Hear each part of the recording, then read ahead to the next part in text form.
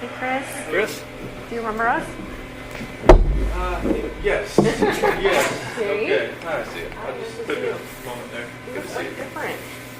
They, get the haircut every 2 months, so I just told them just to buzz pretty much everything off and all that. So. I'm trying to think, did you have a Yes. tea last time? Okay. They have like a little single blade razor, so I just kind of, you don't like go past the stubble. You just kind of, Just do the best you can, huh? you just gotta go with that. Yeah. How are you doing? I'm okay. How about you guys? Good. Good. I did not expect to see this. That's for sure. Surprised. Yes. Well, let me put some fears aside. We're not here for what you might think we might be here for. Well, they didn't know what that's a computer room. I was like, I didn't know how to computer room. Without computers.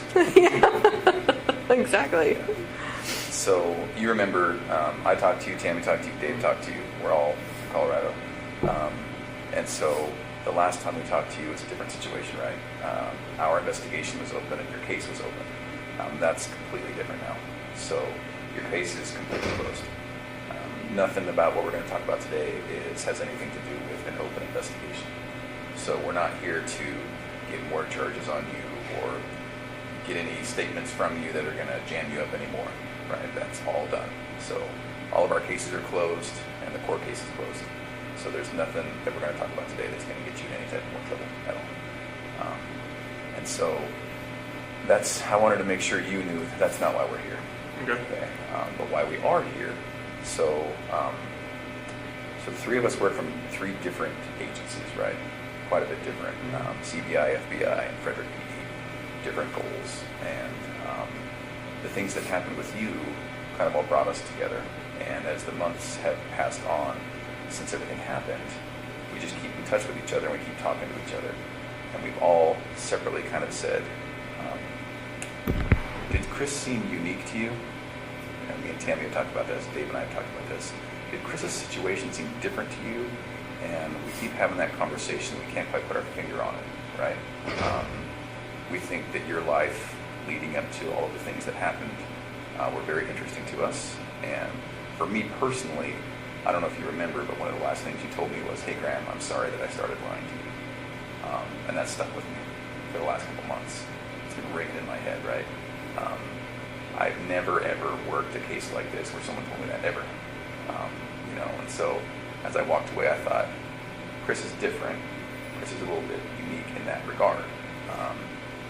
So in talking with Tammy and talking with Dave, I said, what did you feel like when it all went down? When we were there, when we were talking to you guys, and we all kind of, in our own different way and in our own different wording, said it all happened a bit too quick for us, right? So when we saw you last, we were talking and talking and talking about your family, about your parents, about everyone. And then the next thing you know, for me and Tammy and for Dave, all of a sudden some patrol officers came in and arrested you. And that was far quicker than we had hoped it would happen. And you understand why that happened, and we understand why that happened. But it left us with 1,000 questions that we didn't get to ask. And then even more importantly, I think it probably left you with 1,000 things that you didn't get to talk about with us. I don't know if you feel that way or not, but and so that's why we're here today. We wanted to kind of talk to you a little bit more about everything. I think there's a lot of things that you didn't get to talk about, and so that's why we're here. And it sticks with me that to this day, there's not one person that's told me, I saw it coming. I knew Chris was like that. I knew it. Not one person. So it's interesting to me, right? Not one. So we want to talk a little bit about that. Some of the people that we work with, your family, Shanann's family, have said, if you get to talk to Chris, would you tell him some things for me? So we have that to talk about today, and it's good. I think you'll like it. I think it will give you some closure. And so really that's why we're here. Are you available to talk to us? Yeah, definitely. Okay. All right. So off the bat, if you have any questions, just tell us. Okay. If there's something that you don't want to talk about, that's okay. We might press you a little bit. Okay, we might say, well, do you mind if we just maybe then ask one question? If something makes you uncomfortable, just tell us. If we need to take any bathroom breaks, we can take bathroom breaks. for anything like that. And we'll take bathroom breaks and water breaks ourselves too. So then, is there anything about your schedule today that makes it that you can't talk to us? No, there was like a pass for this and the AM and the PM. Yeah, they reserve the room the whole day, Oh, just okay. in case. That's just what they do. Okay, I didn't know if that was like two separate things or something. I think you have to go back for lunch to get counted for or something. Oh. Accounted for. Yeah, I think 11:30. Lunch is like 11, but they count for like 12:15. So in general, how is it here? It's a lot different in Colorado. Was it? It's Good or bad? It's better, I think, because I mean, it's here. I'm actually around other people. I mean, in Colorado, it was just like I was segregated, and it was like pounding on the walls all night, screaming, and just just telling me From other people? Oh, Really? they're just telling me like how I should kill myself and like what they're gonna do to me and just like all that kind of stuff. So Oh. it was today. This is a lot different because I mean, people here don't seem to. It's not like they don't care, but it's just kind of like they don't like judge you as soon as you walk in. In Colorado, it was like they knew why I was there and that was it. They were just like if they had 1 second alone with me, it would have been. Really? They would, Gee, man. Must be out then. out of like what kind of jail? I don't know what it was like in DOC there, but like, they had to lock down the jail for me to walk down the hallway. Wow. It will? Mm-hmm. So they had to make sure you were completely separated from anyone else. Jeez. Wow.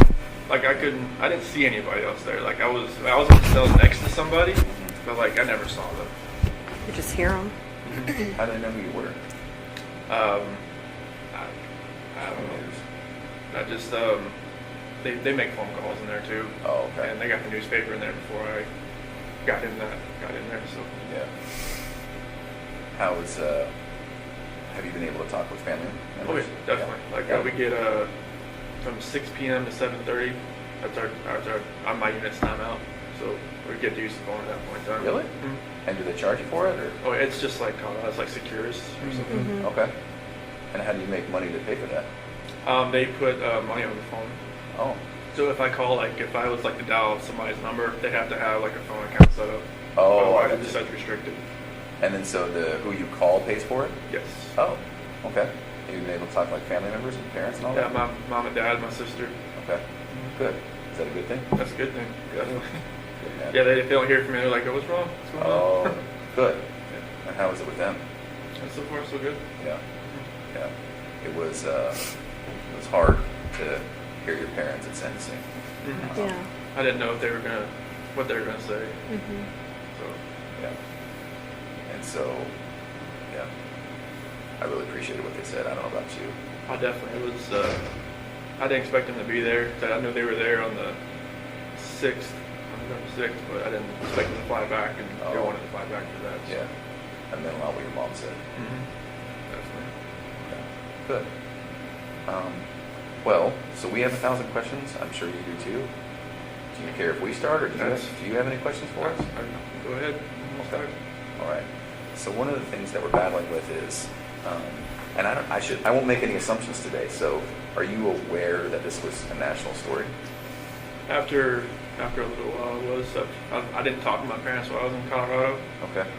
because I mean my attorney team told me, all right, no phone calls, no letters, no nothing. Okay. So like I made one phone call when I was in the segregation area there, but my dad thought it was like a news. Oh. Somebody trying to call him. Oh. 'cause So it he was didn't Colorado answer? number. Yeah, so he didn't answer. But other than that, Okay. I didn't talk to anybody. But from what some of the deputies were saying, that or my attorney team coming in and said, this is like they've got people from Australia, England, and all kinds of people trying to figure out what's going on. So. Did they send you any of the letters, like fan mail or anything? Well. I got letters, but I couldn't keep them Okay. with me, so like I could read them like on my hour out. But it's like I got a bunch of just letters that had no return address and stuff that was just not very good letters. Yeah. So Okay. They came from a weird perspective, didn't they? From what we have heard. definitely, there was one person I guess from Broomfield that was like writing like 4 times a week trying to come visit me, and then there was just a lot of people like writing out like bleed through markers saying like you're a monster, or all kinds of crazy stuff. All right. Well, we're going to talk about some hard issues today, but I don't intend to take you to a dark place today. Okay. I hope that when we're done, you'll feel better. I hope it'll be therapeutic. We're going to talk about, obviously, what happened with your family, and so that's going to be hard to talk about. I appreciate anything you can tell me about it. If you need to take time out, if you need to get a tissue, that's fine, right? I think it'll be very good for you. It'll be good for us. And so one of the reasons I asked about that national attention is we were aware that you were getting a lot of letters, a lot of interest, and then us personally as law enforcement, we got so many people who claim to have known you, claim to have been with you, dated you, slept with you, and 99 times out of 100, they were just crazy people, right? And so maybe that's a good place to start. Had you heard about any of that? John Watts, she told me about some dude from Wyoming.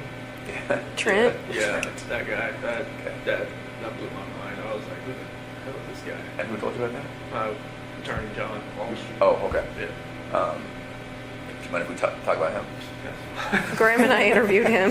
You had to? Yes. A waste of our lives. Yes. So Trent, in summary, Trent came in and said, met you online on a dating app, had a few,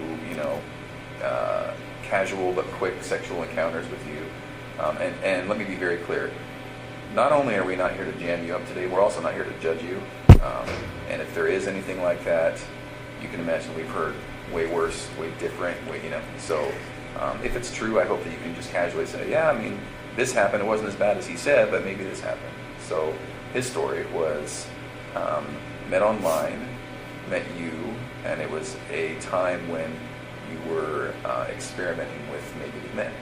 And so he said he met a couple times, met his friends, went to an apartment, had a couple of meetings in a parking lot, and then that was basically it. Does any of that sound familiar? Okay. No, I've never met the guy. Okay. All right. Yeah, he talked about being in your truck with your girls, like the whole 9 yards. So. Okay. No. All right. I've never even been to Wyoming, let alone Okay. driven up there to see somebody. Yeah. And so this is maybe a weird question for you. Do you have any gay experience? No. Okay. Any interest? No. Okay. Never had a time experimented, wondered? No. Okay. Is it possible that he found you instead of you finding him? From what John told me, to find me on like a WhatsApp. Yeah. I don't even have that app. Okay. Never. I mean, you had my phone, so Okay. you could probably, Yeah, we know. you could probably saw what app I had. But I've never even heard of the app. But Okay. apparently, like he told me, like I met him through like a rehab center or something. Is that what he said? No, that was another guy. Oh, okay. Yeah. Yeah. Yeah, it was totally. I had no idea. So did you see a picture of him on the news or anything? John showed me a picture of him. Okay. He was like, "Well, this guy," I'm like, I was kind of, making fun. Like, "You know him? Sure." Okay. I'm like, "No." So you saw it and you were like, no way. Yeah, I was just Big like- lips. Did you see his giant Yeah, lips? it was and- just like I have no clue who this guy is. And he's somewhat memorable. I mean, Yeah. If you met him or talked to him or got to know him, you might remember. He was kind of meek, Yeah. but also a little bit flamboyant. Yeah, he did fake lip, or not fake lips, but injections. Uh-huh. He was very into skincare and makeup. And he mentioned that one of the times, just as a gift, you got him some skincare products. Does any of that sound familiar? No. Okay. You can imagine all the stuff we're dealing with. Okay, so that's one. Trent Bolts. There was another gal that you were dealing with. Amanda McMahon. Have you ever heard that name? No. John showed me a picture of her. Okay. Oh, you did see a picture of her too? Yeah, he had like. Yeah, that's the same. True Yeah, side. no, Does that look familiar? That's the same picture he showed me on the Okay. MSO one. I was looking. I was like, "Who's that?" He's like, "Oh, you don't know her either?" Yeah. I was like, "No." Yeah. He said it was like a Chick-fil-A parking lot rendezvous or something. Right. And that's just not true. That's what she's No. claiming. Okay. Only one, one Chick-fil-A in Colorado. That was the one in Broomfield, Highway 7. Okay. That was it. Okay. Do you feel comfortable enough today to tell us if there were other people? Yeah, it was just Nicole. Okay. Guess. And that was it? Yeah, that was Okay. it. As these people have come out, for the most part, we've not given their stories much credit. They're just crazy people who want attention.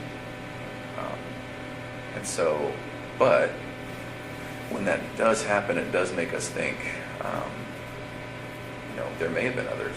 And so Nicole was the only one? That was the only one. Was there ever like a one-night stand with someone else just out of the blue and one and done? No. Okay. All right. Do you mind if we talk a little bit more about Nicole? Sure. Okay, so walk me through it, because that was one of the things we never really got to ask you about. Right, we didn't We just talk kind of about skipped that. on and talked about where the girls were, but so what happened there? So it was probably around June 1st or something. That's when I first met her. And it was just like a work conversation that she messed with the gas meters that, we were out in the field. And I was messing up, and then, I took it to her like, hey, what's going on with this? Like, how do I fix it? And, after that, we just ran into each other a few times in the office, and I think it was probably the fourth time meeting. She had asked me, because like when we were talking back and forth, I would say, like we moved here from Colorado or from North Carolina and stuff like that, and then she was like, "What's all this weed stuff?" Become like, I took out my phone and showed her a picture, like my girl's on the phone. It's like, "Oh, okay." She's like, "So you're doing?" Like, "Yeah." Like, I didn't wear a ring at work because like I sent off so I get refitted after I lost all that weight. So, but You lost so much weight that your fingers lost weight? yeah, it was literally like I was out in the snow one time. I went like that, and my ring went off on the rocks. So I was just like, I was panicking, trying to find out like, I can't wear this anymore. But so after that, she left me alone for a couple of days, and she texted me outside in the field. And then after that, we just kept texting back and forth, and it was just, it's like, like she used to work in a little rig out in North Dakota, I think. And we just kind of trading the stories back and forth about what we did and everything. And then one day it just kind of went to a different level, and then I never thought I would ever go to that level. But she was talking about meeting up after we got back from San Diego. Yeah, We go to San Diego from the 22nd to the 26th of June, and we met up after we got back, and How did you guys meet up? at a park in Thornton. Thornton somewhere. And after that, we just kept seeing each other pretty much the whole month of July. So let me ask you this. You tell me if I'm wrong. You strike me as somewhat of a shy person. So when you guys were meeting, was it just kind of very initiatory, like flirting at first? Okay. From both sides? Yeah. Okay. It was just kind of like feeling each other out. It was kind of like, Yeah. Yeah. And so texts, any calls? More near the end of June, Okay. And what makes you remember that it's June that it happened? because we called each other before I left to go to San Diego. Oh, okay. All right. At first, did you think something might happen? I just thought it was just flirting. I didn't think it was actually like something that would actually happen. Yeah. Well, it's totally natural, right? I mean, everyone kind of flirts at work, right? Because the relationship between men and women is different. So if you're working with a girl at work, it's just kind of natural to flirt. I get it. I wish I was out in the field more instead of out in the office those that month. But Yeah. I can kind of see it in your eyes. That's kind of where the path started, isn't it?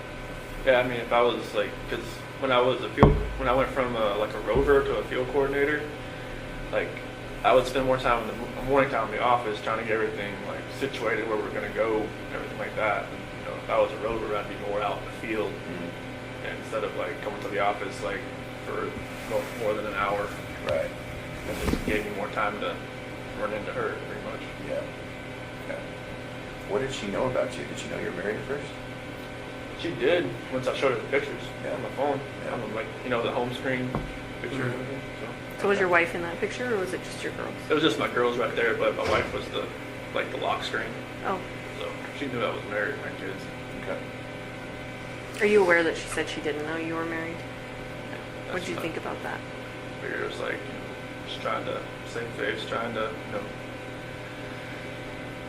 just trying to.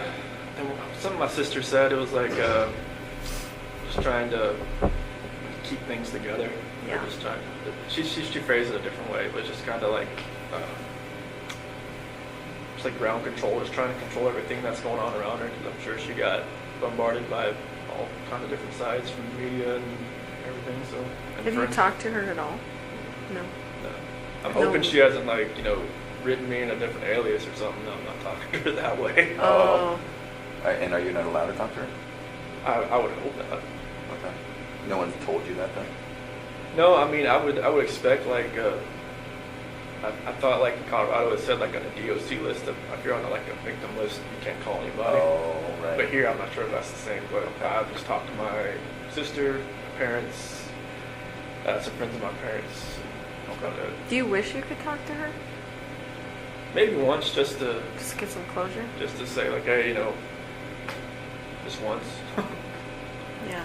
Just to say, hey, like, I'm sorry this all happened. I'm sorry. I'm not sure, like, what happened, like, afterwards, like, what you went through, like, if you had, like, counseling, if you're, like, different state, if you had to leave everything behind. I just wanted to let you know I'm sorry, and that's not something I ever saw in my life happening or happening to somebody else either. Would you be alright if we told her that? That's fine. Do you want us to? Do you want us not to? And if she would want to even talk to you guys, then I'm not sure if someone contacted her, but I'm sure she'd answer your phone call more than an attorney phone call that she didn't want to call answer. Yeah. Oh, so your attorney tried to call her and she wouldn't answer? Yeah. Yeah, because I remember her phone number, but after that they figured out, I guess, where she lived. They left a call, business card there. And she just, pretty much after like the 5th attempt, she said, stop coming around. Oh, Yeah. I'm sure she's getting bombarded like everyone else, so. And hopefully it's calmed down since, but I'm sure, like, I just hope she can, like, I'm not, there's, like, normalcy for her, not since she's on the outside, but I'm hoping it can get that way at some point. I'm not sure if she had to leave Colorado or not, but I'm sure, like, that would have been hard if she did. Mm-hmm. I know Anadarko was her dream job, so that's one thing I always, like, asked my attorneys is, like, did she have to leave? Like, did she have to do anything at work? Because that was one thing, so she always told me that was her dream job, so. Mm-hmm. Oh, really? Yeah. Where does she mean? Like an oil company in Anadarko is like, I mean, unless you're working for like BP or like ConocoPhillips or something. Oh, I see what you're saying. Anadarko's like, Those like big leagues. yeah. Can I ask kind of a tough question? Did you love her? I felt like it was true. Yeah. I think so too. I think it was the same from her. Okay.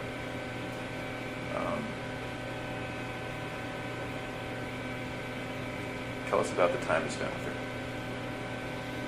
Well, I mean, it felt like it was, I think like when you say like more like a shy guy, it's kind of like I've never like been pursued by anybody before. It's kind of like I was the one, trying to pursue. Because like when me and Shanann met, it was like, she was always like pushing me away, kind of like, She was sick for a while, right? Oh yeah, she had just got diagnosed with lupus, and she was on like a bunch of different medications and stuff, and it was like, I guess I wasn't her type. And you weren't her type? I wasn't her type. Okay. Cause like she told me like when she first, because we had met. She told you that? Yeah. You're not my type. I remember you telling me that. Yeah, it was like, when we first met, like it was at a movie theater, and my cousin's ex-wife set us up. You were dressed like shit, weren't you? I didn't. I think that's what you told me. Yeah, I didn't know like that. Before have any games? So she was fancy and he was in like shorts and tennis shoes or something, right? Shoes and like I should have known the doorman, was in a suit, and I was just like, this isn't good. And like Was when it at the theater? It was a fancy theater, right? it was Kinda? in Charlotte. It was called the Epicenter, and apparently they give you like champagne and all kinds of stuff. Oh, this is a fancy date night theater. Yeah. Yeah. I think Movie he came like he was going to a Like I was Cinemax, Like I was going to a bonfire like a or something. AMC. Like a play theater? No, it was like you like we Movie just watched theater? a normal movie, but like you can like drink champagne and like Yeah. have like a Jack and Coke inside the theater and just Yeah. sit there and just whatever. But like yeah, it's when she first saw me, she was like, I should probably just turn and talk to the bartender a little more. And I was like, no, I'm not here to meet. But yeah, like I was like persistent, trying to pursue something. I liked her, and even on our first date, like I couldn't even eat anything really. I was just like, You're so nervous? yeah. Really? Yeah, she was just like, chowing down. And she was like, you eat like a bird. I'm like, Oh, that's funny. And she talked to my parents, like, you know, months later. She's like, this guy just never ate. He's like, this guy eats like a trash disposal. Trash disposal. I was like, no, not around me. I was like, well, I'm just nervous. I was just like, I was always like shaking and everything. But yeah, I was always pursuing her, and then just like finally I grew onto her. Like, you know, I would always like with her medications and stuff. I would always like, she had like 8 bottles of medications, so I would always get like her day and nights and kind of like put them all in that little, you know, flip open Pill box. you know, all that kind of stuff. And you know, I would always, you know, be around her. I even went to her colonoscopy. I mean, she said after that she knew I was like a, kind of a keeper. It's like, you know, who goes to a colonoscopy after 3 months with somebody? Right. It's a little soon. Well, she asked if she needed a ride. I'm like, yeah. She's like, you want to go across the colonoscopy with me? I'm like, sure, why not? Like, I even sat with her while she drank that nasty stuff all day. Yeah. Oh. Yeah. Where she's in the bathroom That's all a day. good test. that clear stuff that doesn't really taste clear. Yeah, but yeah, it was. I mean, it felt like it was a great relationship. Everything was great. Now you're talking about with Kissinger? No, with Or I'm talking about Shanann? Shanann, and like in the first year, you know, like, you know, my parents never. I don't know. My mom was always kind of hesitant. Why? I was the baby, I guess. I never, you know, I never had a girlfriend in high school, so it's kind of like she never like really saw me like. Oh, interesting. So she's kind of watching her baby walk out a little bit. Yeah, because when I turned 18, I graduated. I never moved back. Okay. At home, so And my how sister old- moved back and forth all the time. So How old were you when you met Shanann? I was 25. It was 2010. So Okay. So no serious girlfriends before that? nothing more than like 6 months or so. Yeah, there was some girls here and there, but just nothing more than like, you know, the last girlfriend I had before Shanann, she was just actually got divorced, and I should never did that. But it was more of like I was kind of like helping her get through her divorce. It seemed like she went on to somebody else. I'm like, oh, nice to know.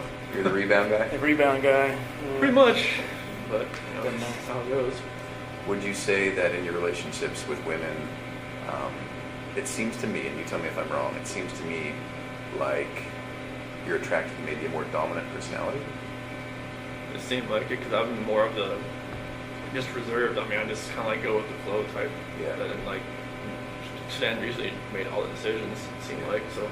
I get that. I'm the same. Yeah. I don't know what it is. Yeah. I don't think that's right with you, but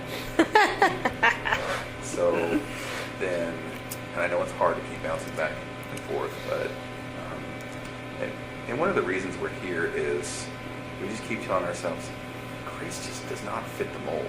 Grace does not. No. Like it just blows us away what happened, right? And so we will do a little bit of bouncing back and forth, and that's really just to get to know you a little bit better, because we never really got that chance, did we? We were Met you talking twice. Yeah. Met you once. Yeah. Probably like 3. Well, you remember 3 or 4 times probably. So then do you call her Nikki or Nicole? I always call her Nikki. Okay. I know there's so many Nikkis and Nicoles in this. Right, there is. I got confused. So we'll call her Nikki. Okay. So then with Nikki, was it different? It just seemed like I was more in control. It seemed like, and that never happened. Like she'd actually like asked me like my opinion on a lot of things, and just like what I wanted to do, and just kind of like, okay, It was new, wasn't it? very new. Oh, that's fascinating to me. And so did it feel more like an equal partnership, or? It seemed like it. Yeah. Okay. So then when it was date night, would you guys talk about it? Would you ask to go somewhere, or would she say, I want to go somewhere? Or was it too fast? You know, the first time we went out, it was to a movie over at the Orchard, off the 144th over there, and you know, I asked her like, "Hey, you want to go see this movie?" And like, she's like, "Yeah." I'm like, "Okay, cool." And we got there, it was sold out, and you know, normally we probably just have just wait 2 hours, like just go home, but not. She just wanted to walk around, just talk. I'm like, okay. Oh, wow. So that was different, and you know, I think she wanted to go to the car museum, Shelby Museum in Boulder. I'd never been there, and I was That's right up your alley. oh, yeah. Mechanic. I was just like, that was awesome, just to walk around cars for like an hour or so. And then, you know, drag race in Vandermeer. Okay. And I haven't been to a drag race since 2008. And that was in Charlotte. Okay. Like they have a 4-lane drag strip over there. This like the NHRA, the Top Fuel fun car stuff. Like me and my dad used to grow up. And just go there like all the time. And then like went to camping in Sand Dunes National Park, and I'd never been camping. I always wanted to do it. Thought it was she'd done it like countless times. Oh, really? Okay. She's outdoorsy? Yes. Okay. Yeah, she's I guess every time like she needed to clear her head, she'd just go by herself, just go somewhere. Oh. Yeah. So she's a completely new type of person and relationship. Yeah. Okay. All right.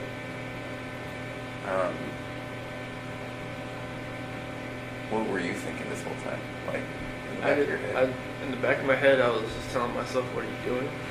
Like, every time, I open up my phone, I can see pictures, and, like, of my wife and my kids, and I'm just like, what am I doing?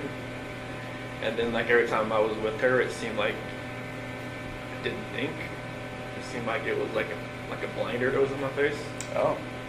And it just, like, every time I look back on it, like, like I have pictures of my wife and kids and myself, and like every night, or every morning, every night, I just, talk to them, say like I have like this book I used to read for Cece, and I remember that book, so I read that to them like every night, and like there's some scripture and stuff that I read to them, so I just try to think back, like I wish this never happened. And just like I wish that blinder wasn't on my head, wasn't in my eyes. That would have seen what was going on. Like, I was having, like, everybody said, oh, you're just out there having fun while your kids, or kids and wife are on vacation. I'm just like, no, it wasn't like that. But it seemed like that's what it looked like when you're going, you're going to camping, you're going to drag race, going all that other stuff that you have fun doing, but you're with somebody else. It's not your family. It just didn't seem right. I was with her, it just didn't seem like I could even see that anymore.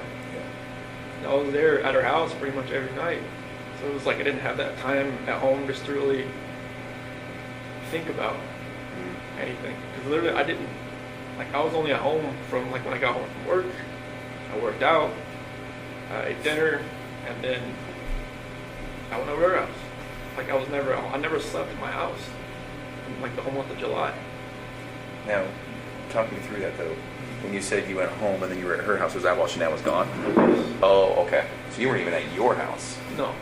This all happened so quickly, didn't it? It was insane quickly. Like I didn't she even told me like she was never in like a normal relationship. She would never have somebody over at her house like more than like once or twice a week, but she felt like she wanted me over there. Yeah. She said she felt comfortable over there. Yeah. So it was just like that's what was different. Like she wanted me over there, but I just wish that all that would just go away.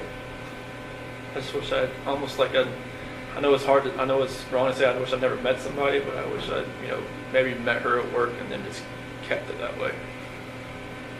I think if we got a time machine, I don't think this would happen again. Because some people, when this happens, you're like, well, if it wasn't this time, it would have been next time, or it would have been the next time. It just wouldn't have happened with you, would it? And it happened so quickly that you tell me if I'm wrong. You're not the type of guy to take control sometimes when you need to. Yeah, it seems like that's just what happened. Yeah, I didn't take control of the situation. It was just like the situation controlling me. Right, it just happened. No, I get that, man. I'm somewhat passive myself, and it's like, there's situations where I'm like, well, why did I let that keep going? Yeah, I don't know why. It was like a roller coaster ride that I just kept punching the ticket on, and I just never knew to get up.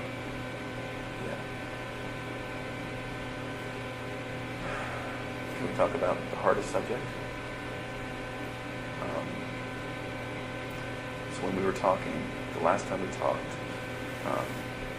the last thing we talked about was where the girls were, but we never really got to talk about that night. So what happened? So nothing really happened that night. It was in the morning. Okay. It was, me and Shanann, she got home like at 2 o'clock. And, I felt her get into bed. And I just felt like I didn't feel it. I just made sure I looked at my phone at 2 o'clock and made sure she was okay, she's in there. And I could kind of feel her kind of stirring around a little bit. And I just had a feeling that she knew like what was going on. Because I mean, obviously I didn't use like an NRCO gift card, you know, that I'd gotten. I used my actual credit card, and I kind of just felt like she knew what was going on. And she started rubbing her hand on me, and we ended up having sex. But I guess that was more like a test.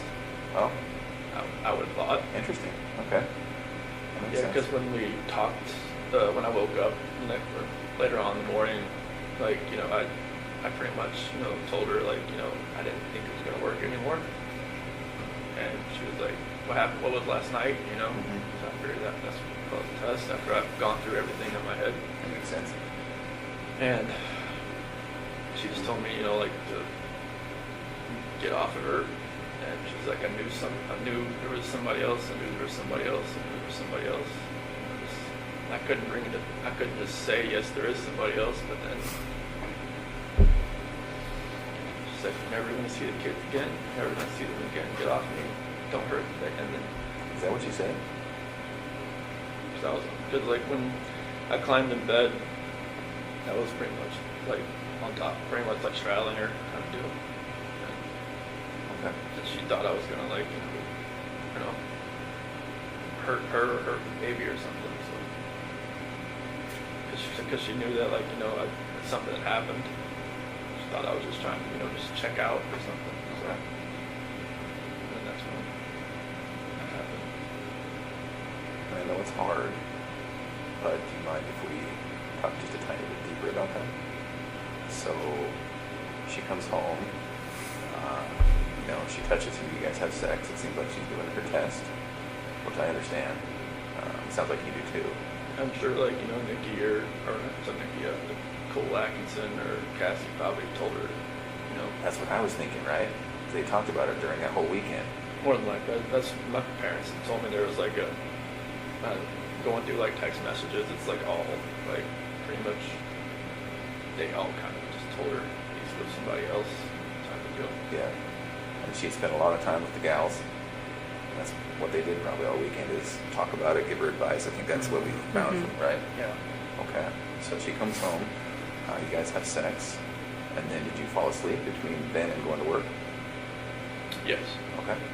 So then at some point, does she wake you up or did you wake up for work? My alarm was. Oh, okay. And you're going to work out. Mhm. But then that's when she started wanted to talk more. And she was pretty mad? Okay. Yeah, I mean, it was, I had already kind of knew that, you know, using that credit card, it was Was that intentional? Yeah. I had no other way to do it. Oh. I used, like, because I got these Anarcho gift cards from, like, you know, doing good stuff at work and stuff like that, and I had to use them all. Oh. Was part of you just like, screw it, whatever, I don't care, I'm using this card? Part of me just wants to say, Nikki, can you pay for this? But I don't know. Yeah. Even, I think, from my attorney said she even noticed I used a different card, like a blue card. Oh. Maybe she thought, you know, like I felt comfortable enough just using a normal bank account or something. But, you know, I told her I was going to Rocky. I told you I was going to Rocky. Yeah. And it was just like, you know, it felt like, you know, like looking back at everything, like just like reading the scripture more and more now, I can see, like, you know, God gave me opportunities to get out. Like even my friend Jeremy Lindstrom, he even invited me because like it was his daughter that came and watched the kids on that Saturday night. And he was like, hey, you said we're going to a Rocky game. You want to go to me with the Bronco game and watch the Arizona Cardinals? Like, in my mind, it was like, you know, go. Just say, hey, I can't find a babysitter. Bye. To Nikki? Yeah. And maybe that would have been like, you know, like a light switch in my head goes off, light switch in her head goes off, maybe it just like goes different directions. That was kind of like my last like opportunity to kind of get out, it seems like, because I wish I would have said, yeah, let's go. Yeah. And I think that would have just put me on a different trajectory. So then, Shanann, did she actually say you're never going to see the kids again? She said that to me before. Yeah. That's kind of hard to hear. Yeah, because she'd said to me before she went to Arizona. Because, like, I wasn't really sleeping in the bedroom. I was sleeping on the couch or in the basement bed or something. And, like, she had slammed the door. You're never going to see the kids again. Yeah, Did she get fiery like that? only once in our entire relationship I've ever seen her that way. Yeah. And that was a time before, or was that on the night that it happened? No, it was probably back in North Carolina. Oh. It was just like one of those. It was just a fiery argument that Yeah. I never raised my voice to her or anything, and like, you know, I just got mad and I slammed the door, and she was like, "Ow." I'm like, should have slammed the door. Is that when you were in North Carolina that last week? No, it was like Previous to this that? is like 2010, 2011. Oh. It was like early. Okay. In her old house. Before kids? Yes. Were you dating or were you married at that point? Dating. Oh. Yeah, it was just like I don't remember what it was about. I think some girl maybe texted me like from my past or something, and like I was just like this, and she was like, you know, don't have that happen again, and I'm just like, heck, I can't have friends. Right. They're females. Like I don't even talk to this woman anymore. Right. And it was just like, no. Was she fiery? Did she have that Italian blood that her mom has? Good Lord, yes. Was she always like that, or was she? Did she snap at things? She wouldn't snap at me, but you could tell, like, you know, if something really irked her a little bit. Yeah. It would come out. 0 to 100 type thing, or what? Yeah, 0 to 200. Oh, interesting. She gets acclimated about something. She's like, all right, it's gonna happen. Well, that's why she was probably so successful at Thrive, right? Oh yeah, like she had done Yeah. a couple other like direct sales business, but this one was just like it was different. Why? This one, like, because I think she had done like Origami Owl and like something called like It Works, and then like just other couple other things like some bags and stuff like that with the supplement stuff. But just because it worked with her, it worked with me. She's like, okay, I can kind of like use this as like, all right, this is what it's doing for us. Yeah. And then like after a little while, like she could see how like people are above her, how it was helping them, and then it was just like trickle down effect.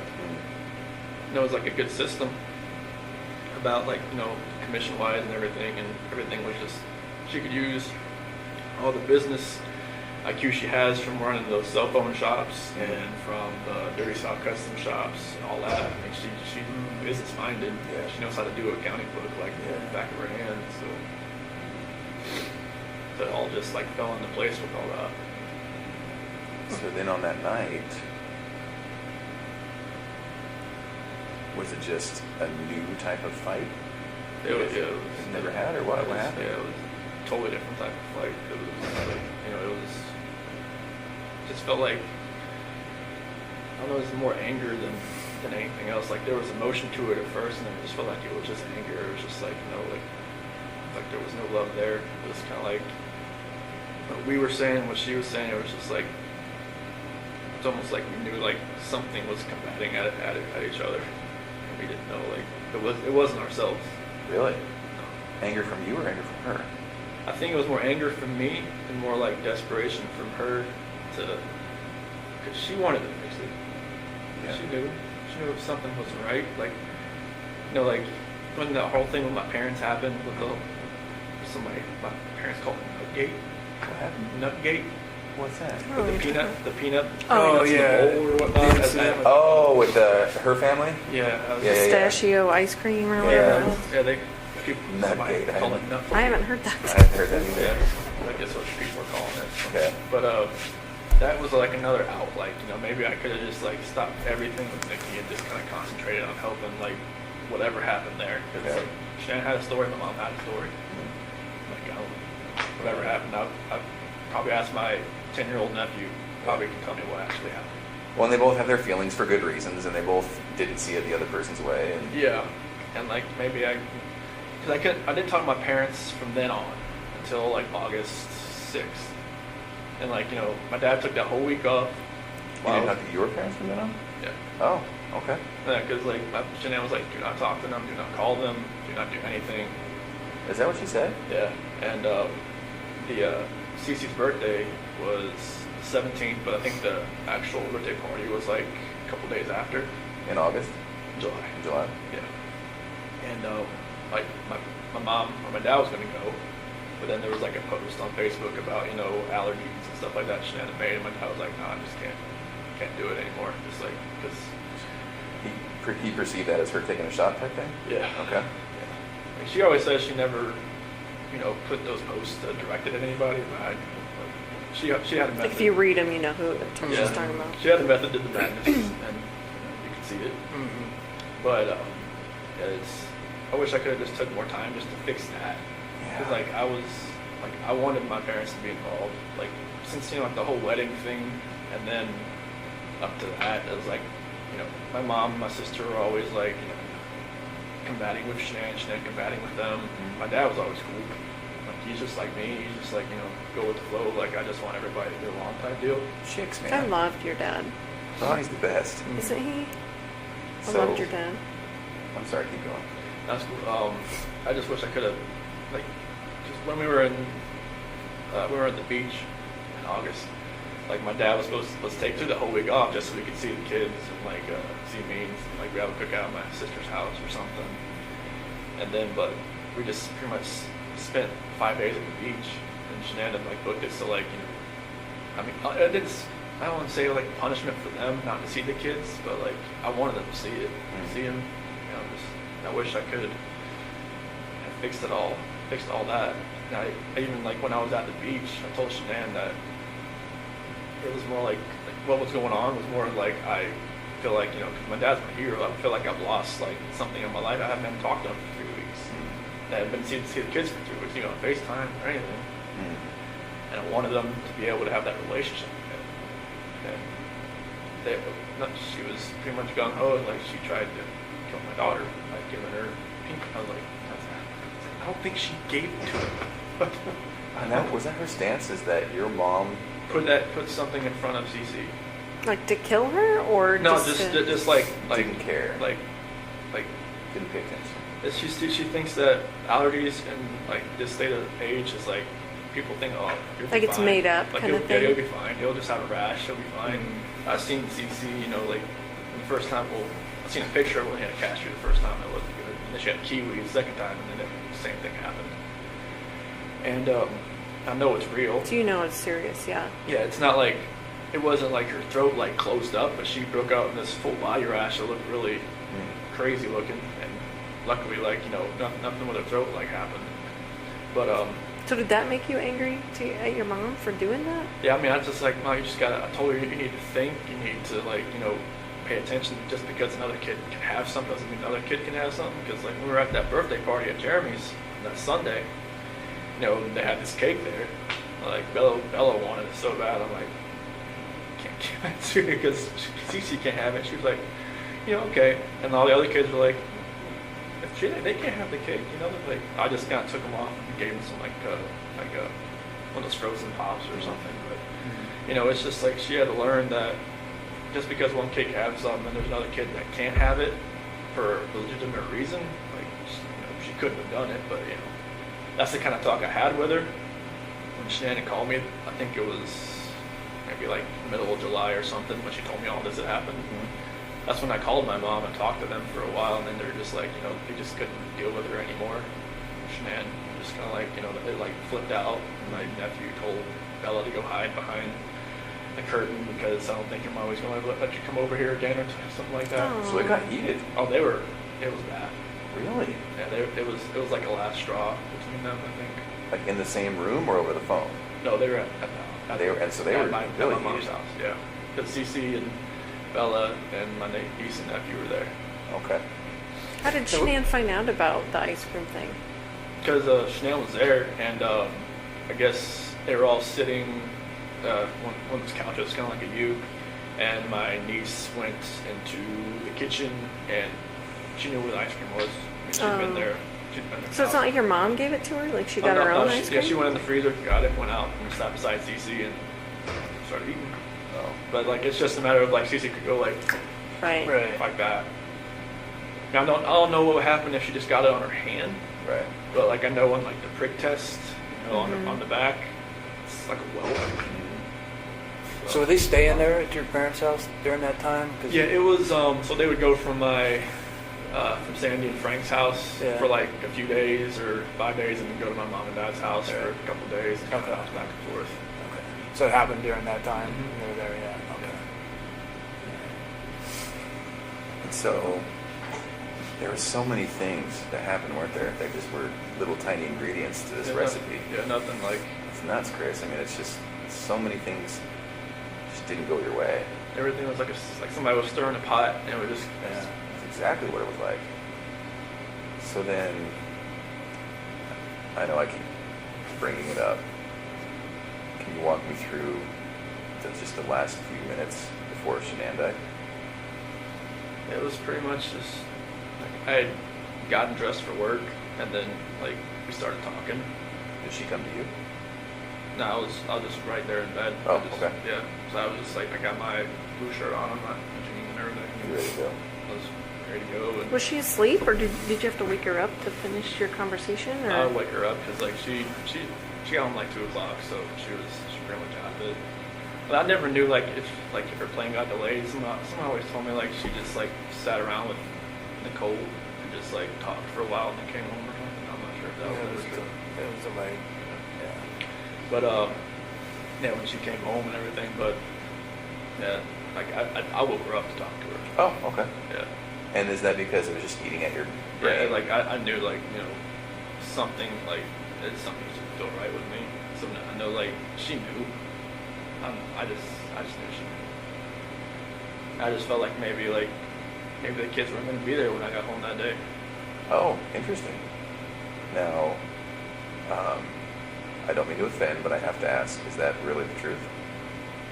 Okay. I really felt like they weren't going to be there when I got home that day. Oh.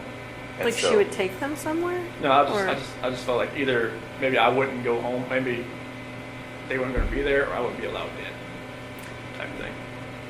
I think I saw some text messages where Shanann talked about that she would take the kids to another state or something because she wouldn't be able to afford to live in Colorado or something like that. Did she say that kind of stuff to you, or Yeah. what did she say about that? She said she couldn't afford to live in Colorado on her own, and that I told her like, well, drive. I mean, she pretty much makes the same amount I do, Yeah.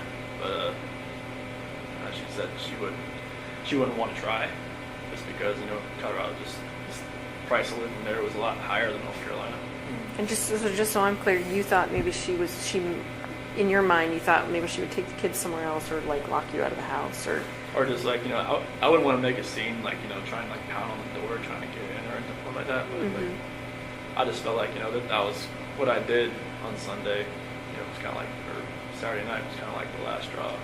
Kind of like going out with somebody and using an actual bank account card and just like not trying to hide it at all.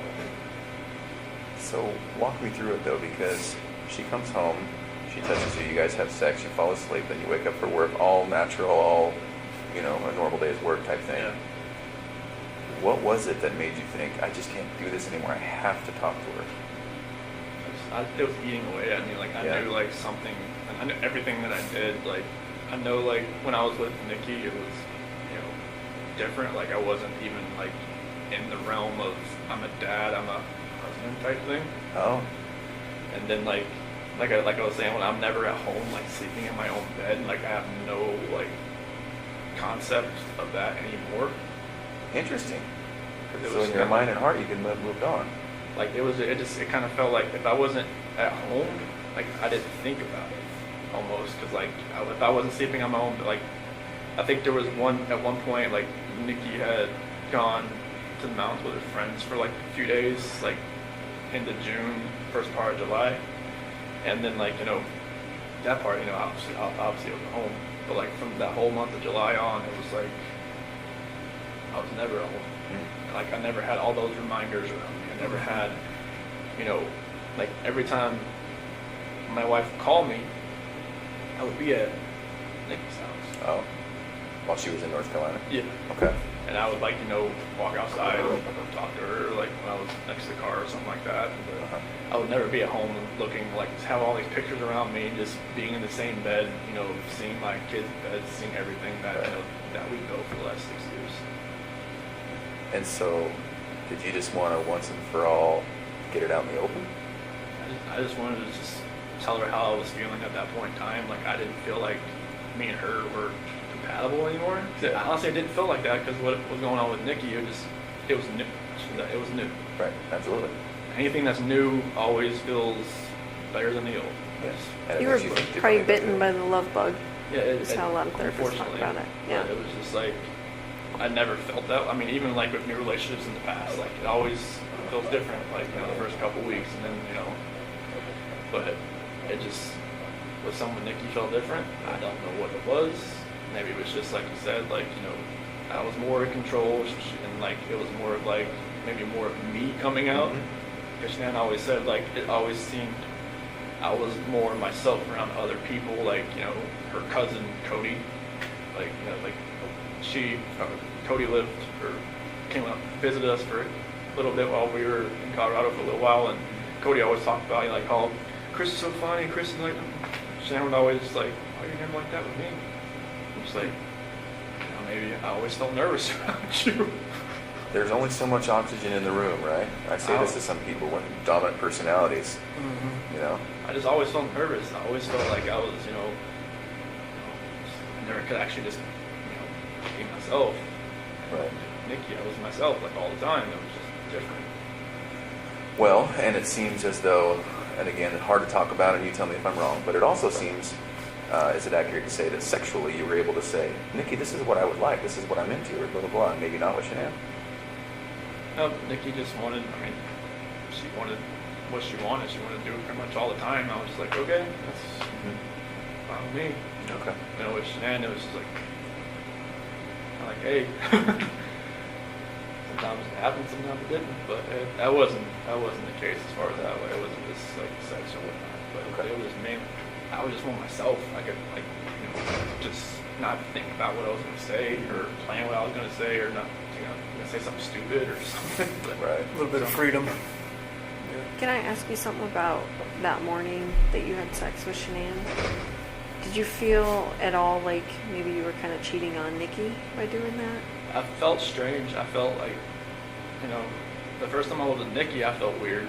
First time, like, Sure. and then the last time I was with Shanann, I felt totally strange. I was just like, I didn't know who I was. I didn't know who I had become. I felt like I become people I see on TV, and that did not feel right with me. Like, I didn't know what had happened to me. So Nikki even asked me, like, have you done this before? Have you ever strayed away? I'm like, I've never even thought about it. It's like, what's different? It's like, I guess it's just you that's different, because I've just never actually, like, I've seen girls smile at me before, never done anything about it. With her, it was just like, it's like she had a leash on me and she tugged me away.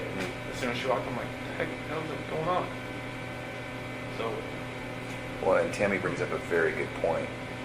I wonder if that last time with Shanann having sex had somewhat of a role in you thinking, like a trigger? I gotta do something, I gotta say something, we gotta have a talk, something's gotta change. Is that accurate? Yeah, it felt like it was like maybe like a trigger point or something, like you hit the push button on a bomb and it just blows up. Right. Just something in my head was just like something, something was irking. Just like I had to say something. Okay. So then exactly what did you say and what happened? So when I woke her up and just like, hey, we just gotta talk. Okay. And just like I told her, I don't feel compatible. I don't feel like this is gonna work. I just, you know, I don't wanna, like, can we cancel the trip to Aspen? Because she had booked a trip that week Oh. to go to some like mystery 4-star luxury hotel or something. Just the two of you or the whole family? Just me and her. Okay. And she had Amanda there, couldn't watch the kids that weekend or something. Okay. And I was just like, can we cancel that? Can we like do something? Like, from what I remember, I even said, can we move to Brighton just to get away from like this house? Oh. But like, I'm not sure if that was like in the beginning or the end of part of the conversation or whatnot. That conversation went so many different ways. Like they had gone from like staying together to not staying together to just like all of the above. Okay. So this is half an hour, or what? Definitely not more than half an hour. I don't think. Okay. I don't think. Are you crying? Is she crying? It's back and forth. It's like, you know, she's got, you know, mascara. She didn't wash her face when she got home. So she had makeup on still, so mascara was running all over her and stuff like that. And yeah, it was nothing about that conversation. I just wish I could take all of it back. Just the whole Nikki thing back, everything. But So then when did it turn? as far as that conversation, just at the end when I was telling her, like, I told her I didn't love her anymore. That's when it happened. What happened? She told me to get off her, and then I put my hands on her. Okay. Did you say she said something like that you were hurting the baby or something? That was before that, because when I was straddling her, it was kind of like around her waist type deal. Why did you get on her like that? I just when we got on the bed, that's just where I got on. Is that so she would listen to you? I felt like, I mean, she could probably listen to me just laying beside her, but I got on top of her. And every time I think about it, I'm just like, did I know I was going to do that before I got on top of her? I don't know. Really? That's an interesting thought, Chris. You don't know if you knew. Just like everything that happened that morning, I don't know, like I try to go back in my head, I'm just like, I didn't want to do this, but I did it. And everything just kind of like, Felt like you had to? it just felt like it was, I don't even want to say it felt like I had to, it just felt like there was already something in my mind that was implanted that I was going to do it, and I woke up that morning, it was going to happen, and I had no control of it. You never thought about it before? It was just like, I don't want, like when, like you said, like in the sentencing hearing, that prosecutor said it takes 2 to 4 minutes for something like that to happen. Like, why couldn't I just let go? I didn't. Oh, that's interesting. Why couldn't I just let Was go? it feeling like it was in motion and you just couldn't stop it? Yeah, it was just like,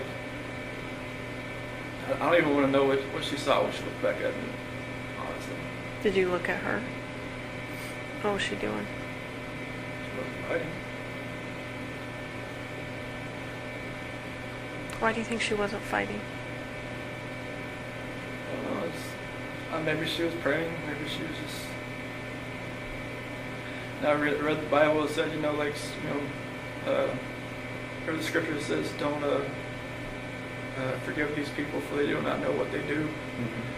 Maybe she was saying that. I don't know what she was saying in her head, but she, you know, like when you guys told me, like, take off your shirt and check for defensive wounds, and, like, you know, there wasn't going to be any. She didn't fight. I don't know, like, why. Like she didn't could she grab your arms, or were her arms pinned down, or? Not that I remember. I don't think so. I mean, I don't think, like, I moved to where my knees were around her arms or anything, but it was just kind of like when I got on top of her and we started talking, that was it. It's kind of like in my head, or like in the back of my head, that was going to happen, and just like at the end of the conversation, it was just like, that's what happened. I just wish I could have let go. Did it seem like it was that long, 2 to 4 minutes? How long did it seem for you? Almost kind of felt like it was longer almost, because it felt like time was standing still.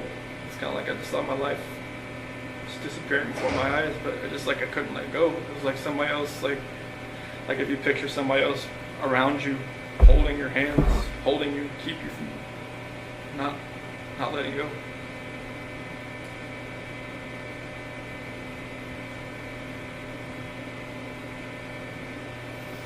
At some point there was a statement about rage. Do you feel like you were in a rage at that point? That's the only way I can describe it, honestly. Like a snap or something. I mean, I know, I guess my attorney had said like some, you know, strangulation is more of like a, I don't know, passionate type thing. I'm just like, I don't know how that could be passionate. It's just intimate because you're right in there, Yeah. using your own hands. It's a lot different than someone standing across the room and you shooting them or something like that. So It just felt like somebody was like behind me, just like, I just couldn't let go. It's interesting to me because there was a lot of things in your life that were like that, right? Where you're just like, maybe felt out of control, or maybe felt like, I don't know why I couldn't take a step back, or, you know. Like even when you said, when your buddy was like, let's go to the football game, you wanted to say yes, you could. Yeah, I wanted to. Like I haven't been to a football game since North Carolina, so I was just like, yeah, sure. Like, I wanted to say that. Yeah. I wanted to just text him, hey, you know, babysitter fell through, can't go. So, then what? I just hadn't.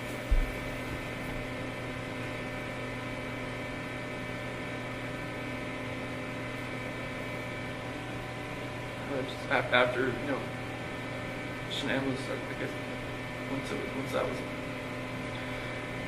she was gone, it was just like, I didn't know what was going on. It's like, there was like a traumatic, I don't know what you call it, traumatic event type, and everything, and like, I was shaking, I didn't know what had happened.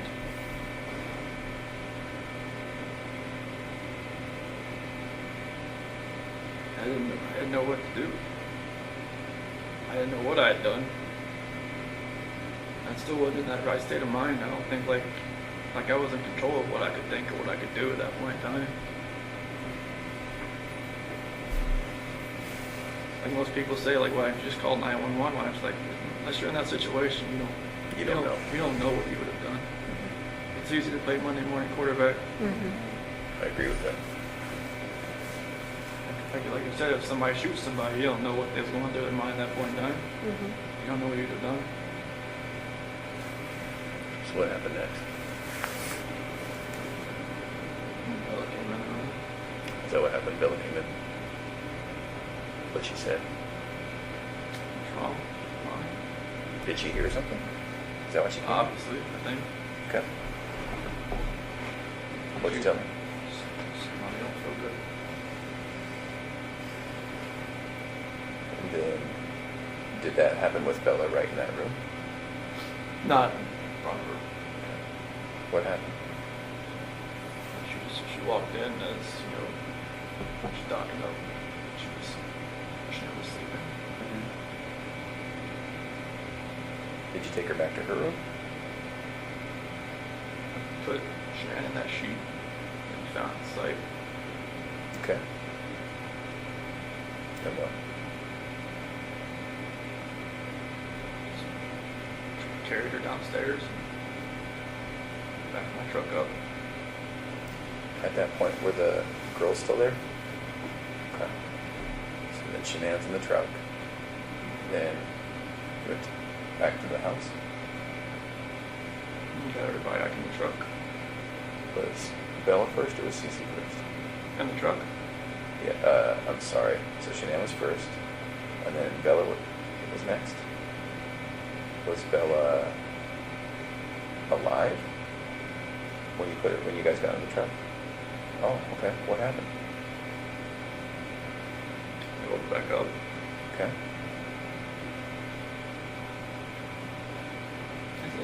I don't really want to talk about this part, honestly. Okay. Those are my kids. This is my baby. I have to talk to them every night. I have to see them. Okay.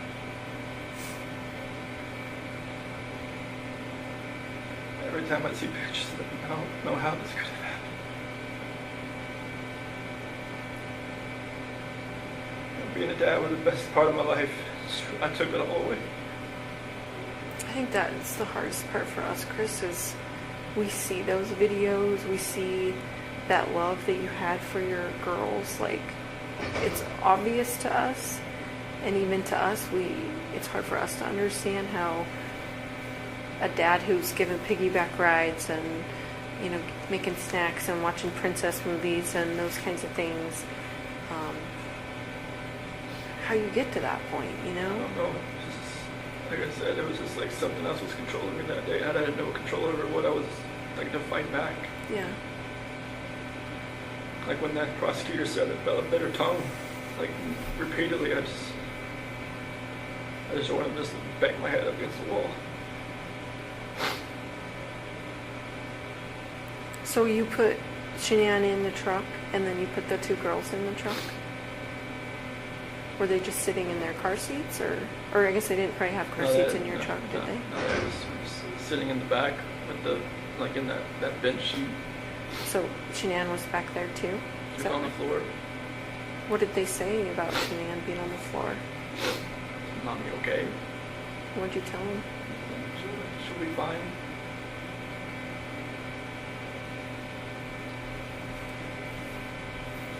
Did you have their stuff with them? Like their toys and their blankets and stuff? They had something with them that they carried. One of them, I think Cece and Bella had like a blanket or something with them, Mm-hmm. like a pink blanket or. What about the dog? I think one of them had a dog, right? That talked or dog? Yeah, Cece? Yeah, one of them had like a little barking dog. Was that with you too? Do you know? I think it was. Trying to. It's hard to remember. Like if Yeah. they had like the big blanket, small blanket. So, I think I saw on the video that you put a gas can or something in the back of your truck. Is that Mhm. right? Did you have different plans And I when was- you put that in there? I don't know what was going through my head. I feel like maybe I could just get rid of myself at the same time if I was doing all this, honestly. Yeah. Did you just think about that? What'd you think about that?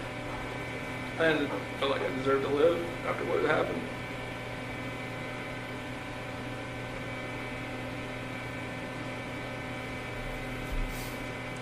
Was there any thought to the whole family going away that day, to include you? After everything had happened, that's the definite thought. Yeah. See, it's interesting to me.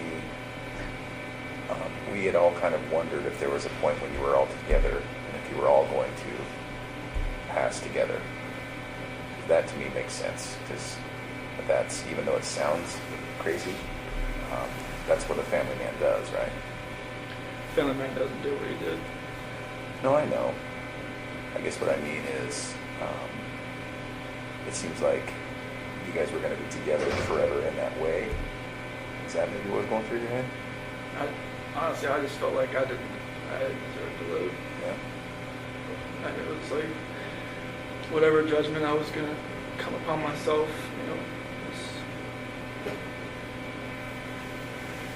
I just didn't deserve to be on this earth anymore. Mhm. What happened? Okay. So what made you not do that? Do you think?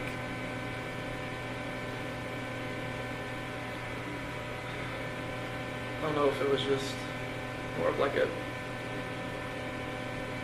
because with the site, maybe it was just more of like, I would have hurt more people than just me and everybody else. Like, I know there's other people out there, not like at the site, but other people like maybe out in the area. Like, I didn't want something like on the site to catch fire and blow up, and then other people around would get hurt in the same. So you were thinking initially about starting a fire out there or an explosion or something, or? Just no, not for that. Just like maybe I could just take care of myself and that would have been good. How?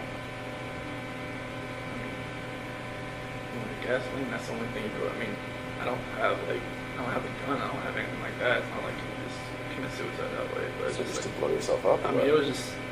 I wasn't thinking. Yeah. I don't. Yeah. It was. I mean, I don't have weapons. I've never hunted before in my life. I don't know what. I mean, nothing was right that morning. Yeah. I remember you kept telling me that. You kept saying, I didn't know what I was doing, Tammy. I didn't know. Like, Yeah, when you asked me I about the remember- sheet, like, what were you doing? Like, I don't know what I was doing. Yeah. I think you were just like in automatic mode, or it seemed like. So did you drive straight out there? So what were you thinking on the way out there? It's kind of like what I'm doing right now. I'm just like, nervous, shaking, not knowing, like, what's going to happen. Yeah. Like, I know, like, my life is completely changed. I don't know, like, what's happening. Like, honestly, like, I try to picture that whole ride. Like, it's like 45 minutes to an hour ride out there. And it's just like, couldn't I have, like, saved my girl's life? Couldn't I have done something? Why did I do that? I don't know. All right. Like, this is my flesh and blood. This is like what I wanted all my life was to be a dad, just to have, kids, and they love me, all that, and it just nothing made sense. Right. Like the oil tank, nothing made sense. I'm just like, what the doing? Mm-hmm. So what happened when you got out there?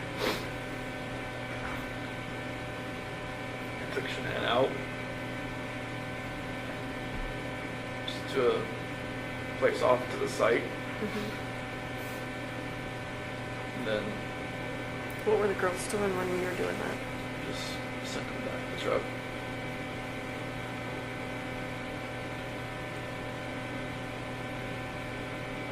And then what happened after that?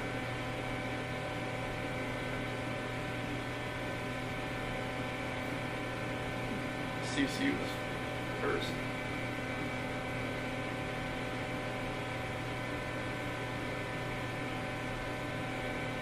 She did have a blanket. She had a blue blanket. A Yankee blanket.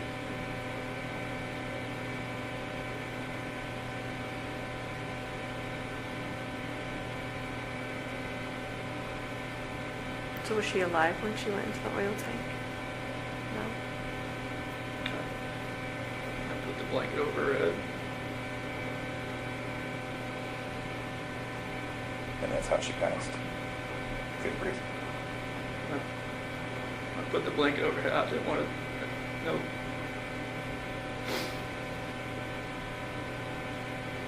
I strangled her right there in the back seat. Okay. What was Bella doing? She's sitting right beside her. Did she understand? Did she know what was going on? She didn't say anything.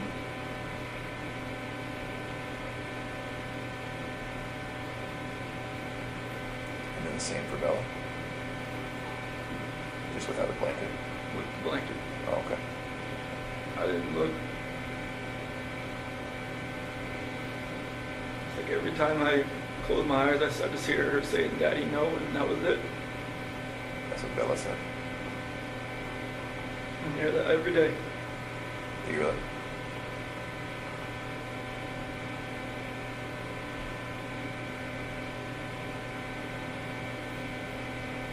Sorry, man. Sorry doesn't really take anything back that I did. I know. Is it possible that in your mind you didn't want them to suffer throughout their life?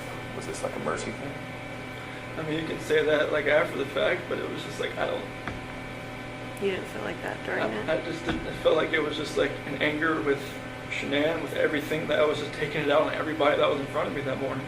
Yeah.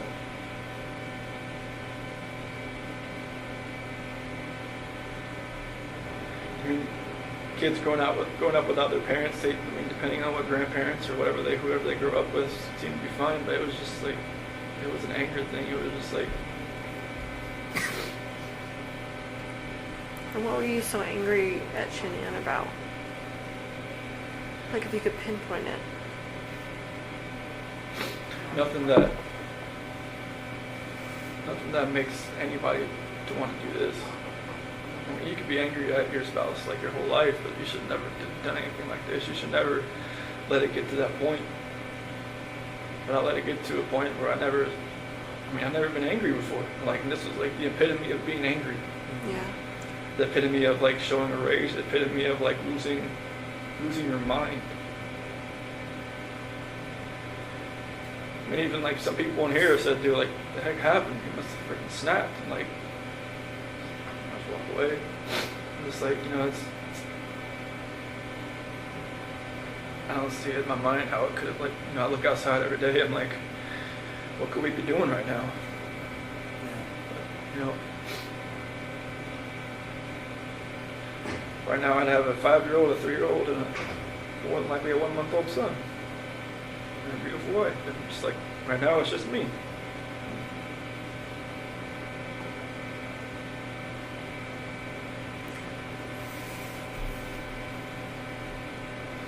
I watched that video of you finding out that Shanann was pregnant. You don't seem excited. You seem like kind of in shock. Scared. And yeah, like, oh fuck. Like, Well, it's it's- already complicated, and now this. Well, it's like when we had talked about it, like a couple weeks, it happened fast. Like with Bella, it was like we almost gave up trying, and then she bought me like a supercharger for my car. And then with Cece, it was like we had to try, and then finally, but with Nico, it was once or twice, and then like 2 weeks later, she's pregnant. Is that what happened? Yes. It's just like it was more of like surprise, scared. I'm like, wait, what? Like we just talked about this. Like, people have brought up the fact like, oh, she was probably pregnant before, like you guys even talked about it. I'm just like, it's not, no. Oh. But like, yeah, it was insanely fast. I give it that. Like, that's the only reason I ever gave that notion, like, even the moment of thought, because it was like faster than any other time that she'd gotten pregnant. You just didn't seem happy. Like, you know what I mean? Like, Yeah, I haven't like, I don't remember the video much. I know she was wearing like a "Oops, we did it again" shirt, I think, and I was walking up with my cooler or something. And I don't remember like my actual like reaction, like watching the video, but like I could see her probably see like didn't seem like he was jumping for joy type thing. yeah, it didn't seem like that. Did you watch the one of when I found out about Cece? Huh. Oh, okay. Is it totally different? Yeah, it was. Yeah.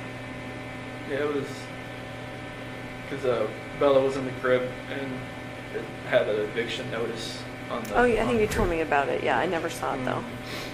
Yeah, I picked up Bella and spun her around and whatnot. This time it was just me and Shanann, and she was in the kitchen.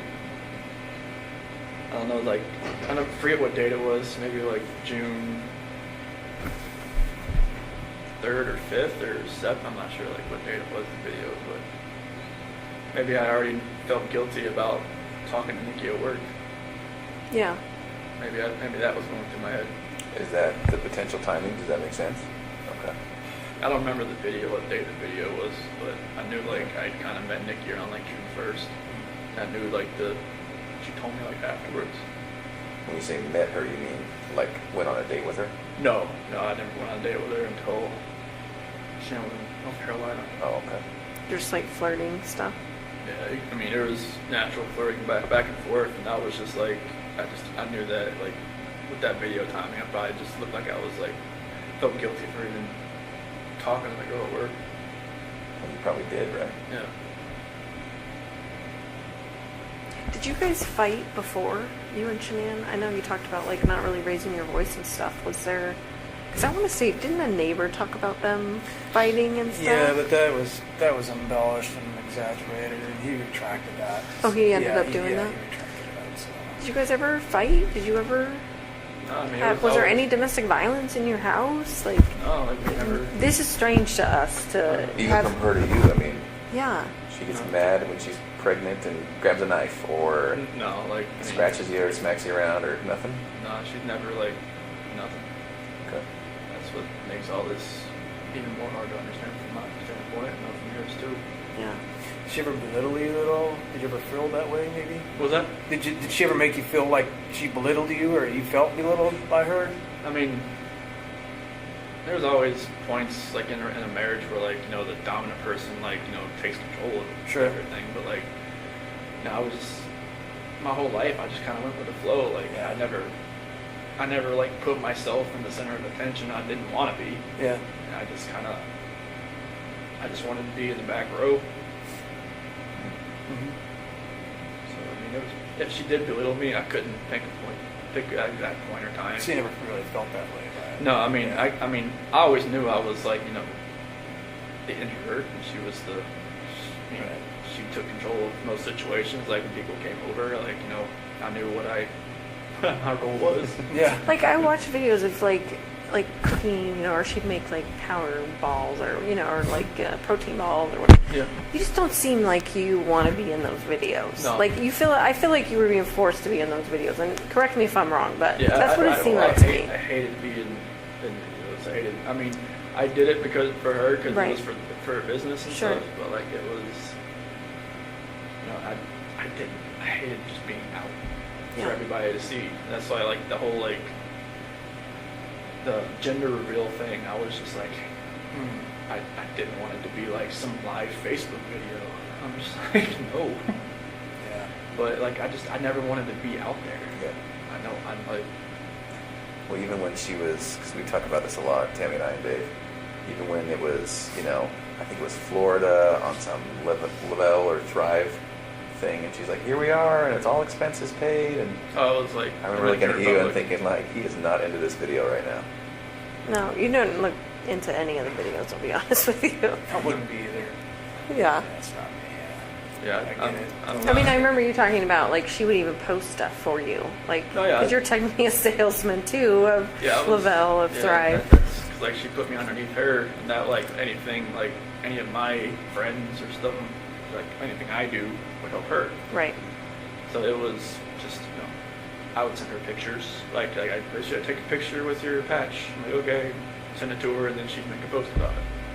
And she was like, oh, you need to take more control over like your business and stuff. I'm just like, I don't know what to talk about.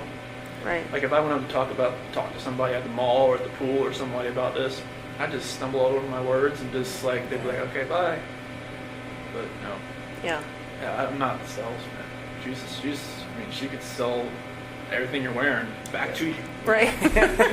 And you wouldn't even know it. Like, wait, I just paid $20 for Right. this shirt, I paid $20 for it? But yeah, those videos were not me. I did it just to support her.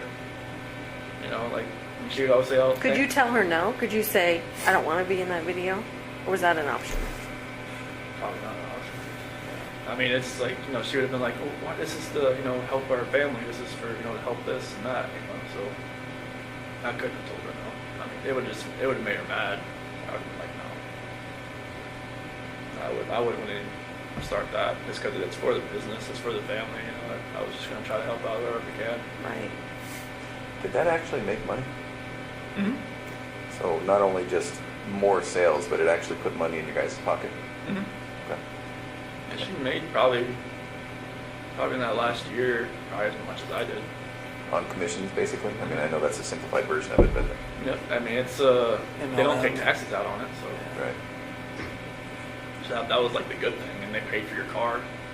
Mm-hmm. So Did they give you an allowance or something to buy a car? yeah, well, Or lease it? if you're a certain level, like a 12K or above, they give you a car allowance once a month. I'm not sure how they made money. The owners doing that, but they did. Yeah, Unless there's just like an insane markup on the product, which I guess there is. probably is, yeah. I'm not sure how much it costs for them to make it. Yeah. Did you feel like a different person wearing those patches? Especially like the Duo, the Burn. I mean, like the Apple Watches. Like if you look on it, like when it tells you you're exercising, it says I was exercising like all day because my heart rate was like up Oh. just from those patches. Was it full of caffeine or what? They just have something. They had something in them. I mean, I had the black label ones, the longer black ones. Those had caffeine in them, but it never had that effect. I mean, the Duo Burn ones, the ones that are more of like the fat loss type, it felt like I was working out all day, even though I wasn't. Oh, were you tired?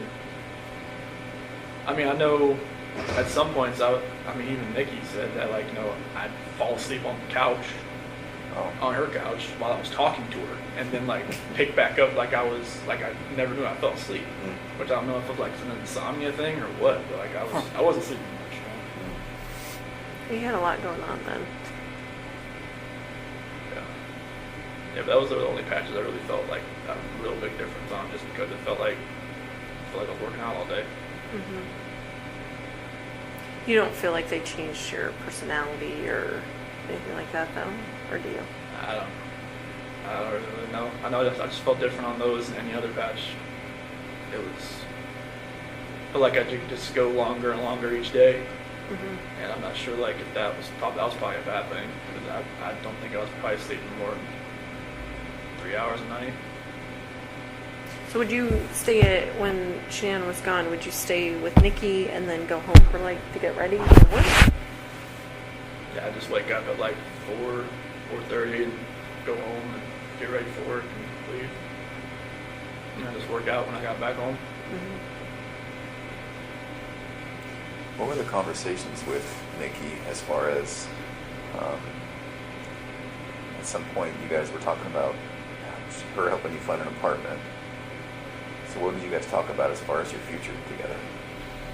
That didn't really happen until like I got back from the beach.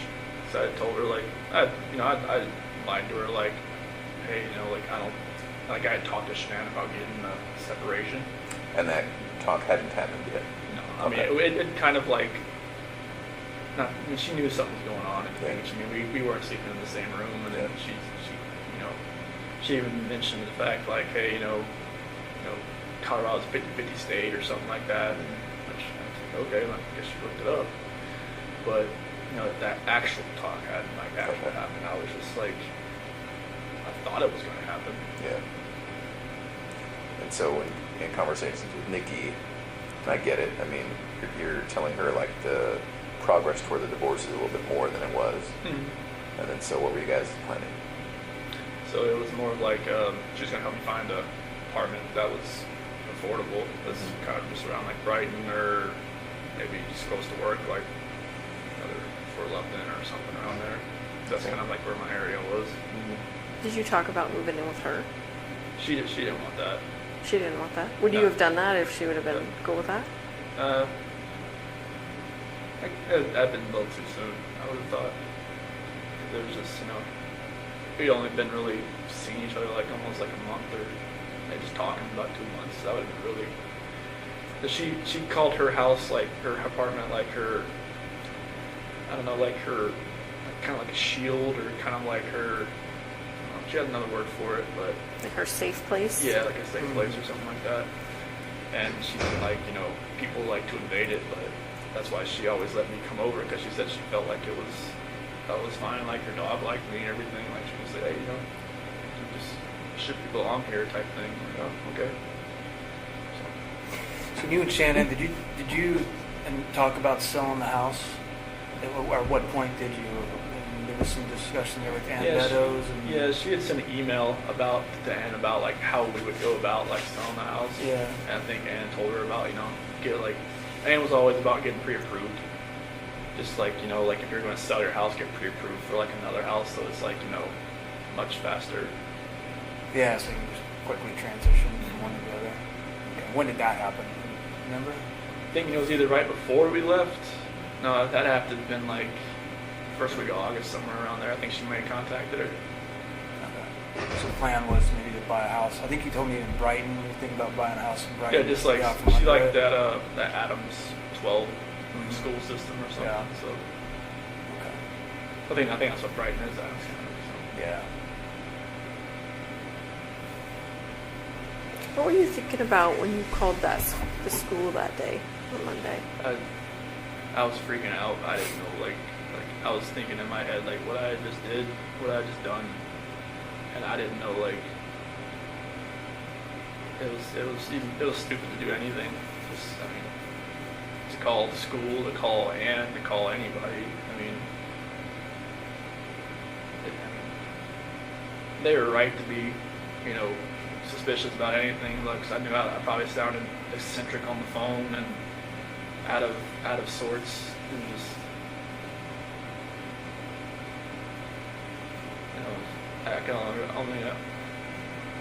I don't even know what they were thinking.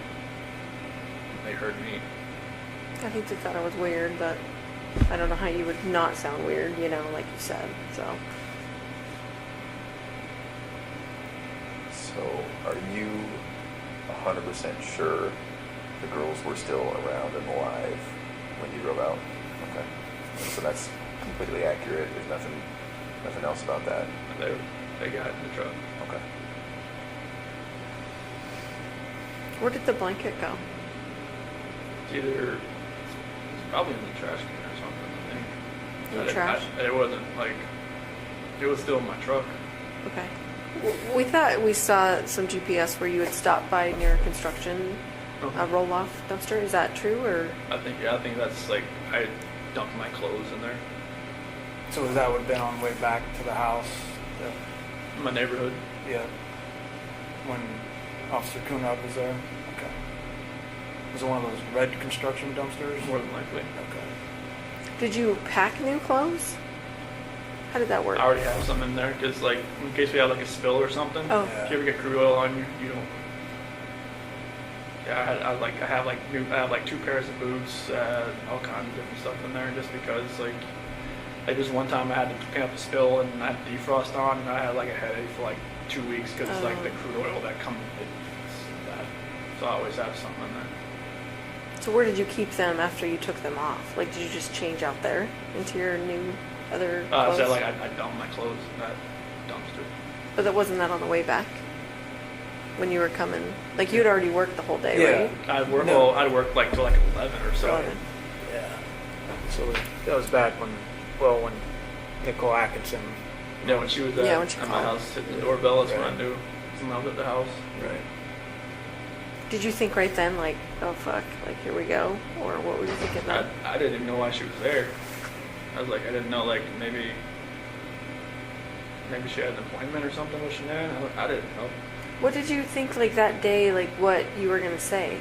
Like, what was your plan? Were you just gonna go home and be like, report to the police that your family's gone, or? I had, like, once, like, I had no idea what was going to happen. Like, after everything, I mean, I don't even know how I was even acting even normal to people that I was around.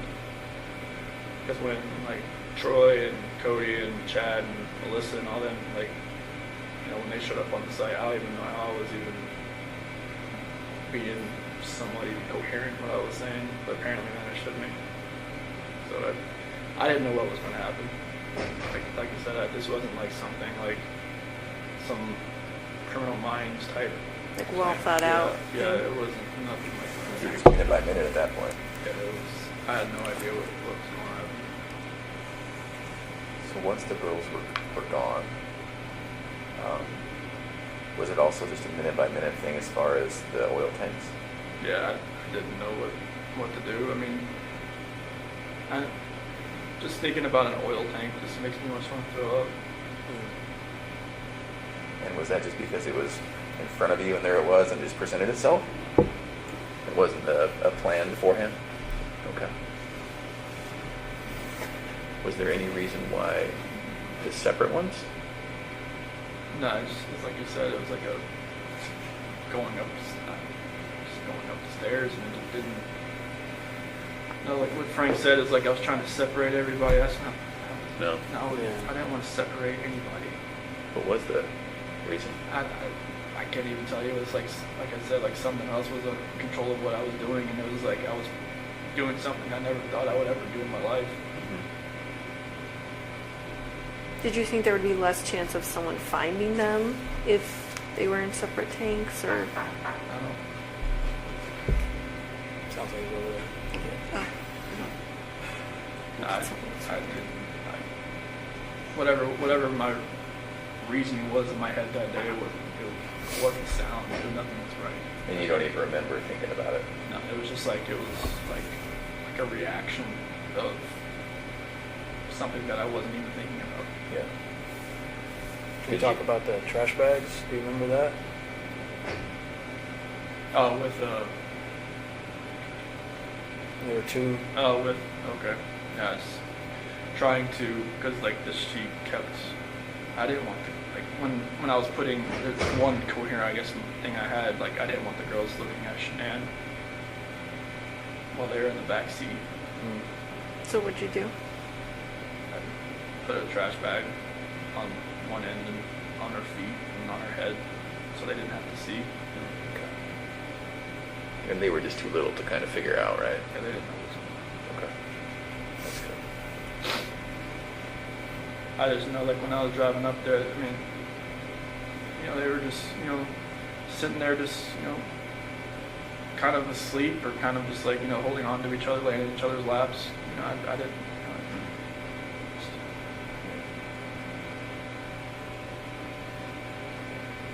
Do you remember having any thoughts or thinking about why not just putting them all together with Shanann? Honestly, it was just happening so fast. I had no time to really have a thought that was my own. Okay. But I wasn't like dutifully trying to separate anybody Yeah. passing away, trying to keep anybody separate. And everything, you know, Frank, Sandy, and Frankie said, you know, like I don't hold it against them. I mean, they can hate me for. They have a right to hate me for the rest of their lives. They don't hate They you. don't. In fact, while we're on the subject, I speak with them weekly, and I told them that we were going to come here and then hopefully would speak with us. And they told me to tell you, understandably, they're devastated. But they actually said that they love you. They still love you. And Sandy explained it. You know, he's our son-in-law for 8 years. I can't just turn that off. So they don't hate you. They don't. That's amazing to hear that. Yeah. Well, and I can tell you, Sandy was the one that was most resistant to penalties in this case. And she said that. She told me that from the very beginning. That she didn't want that. It's God's decision. It's not her decision. And then she told me that even then. So it's not just a one-time thing that she has said it to me. It's been over the whole course of the event. So that's probably one of the most honest things someone's ever told me. You know, so it's pretty amazing. You know, faith is. She's obviously a believer. So am I. I get it. So I understand it. You know, so. That's amazing to even hear that. Yeah. Good people. I would have figured they would have hated me for. They don't. I mean, yeah, anybody would think that. I certainly would have, but I have to admit I was surprised, really taken back by that. But they certainly don't. So. What did they say when they knew you were coming out here? They said they want to know, details because they need closure. And that's really all they want, and they want to keep it private. And I said, well, absolutely.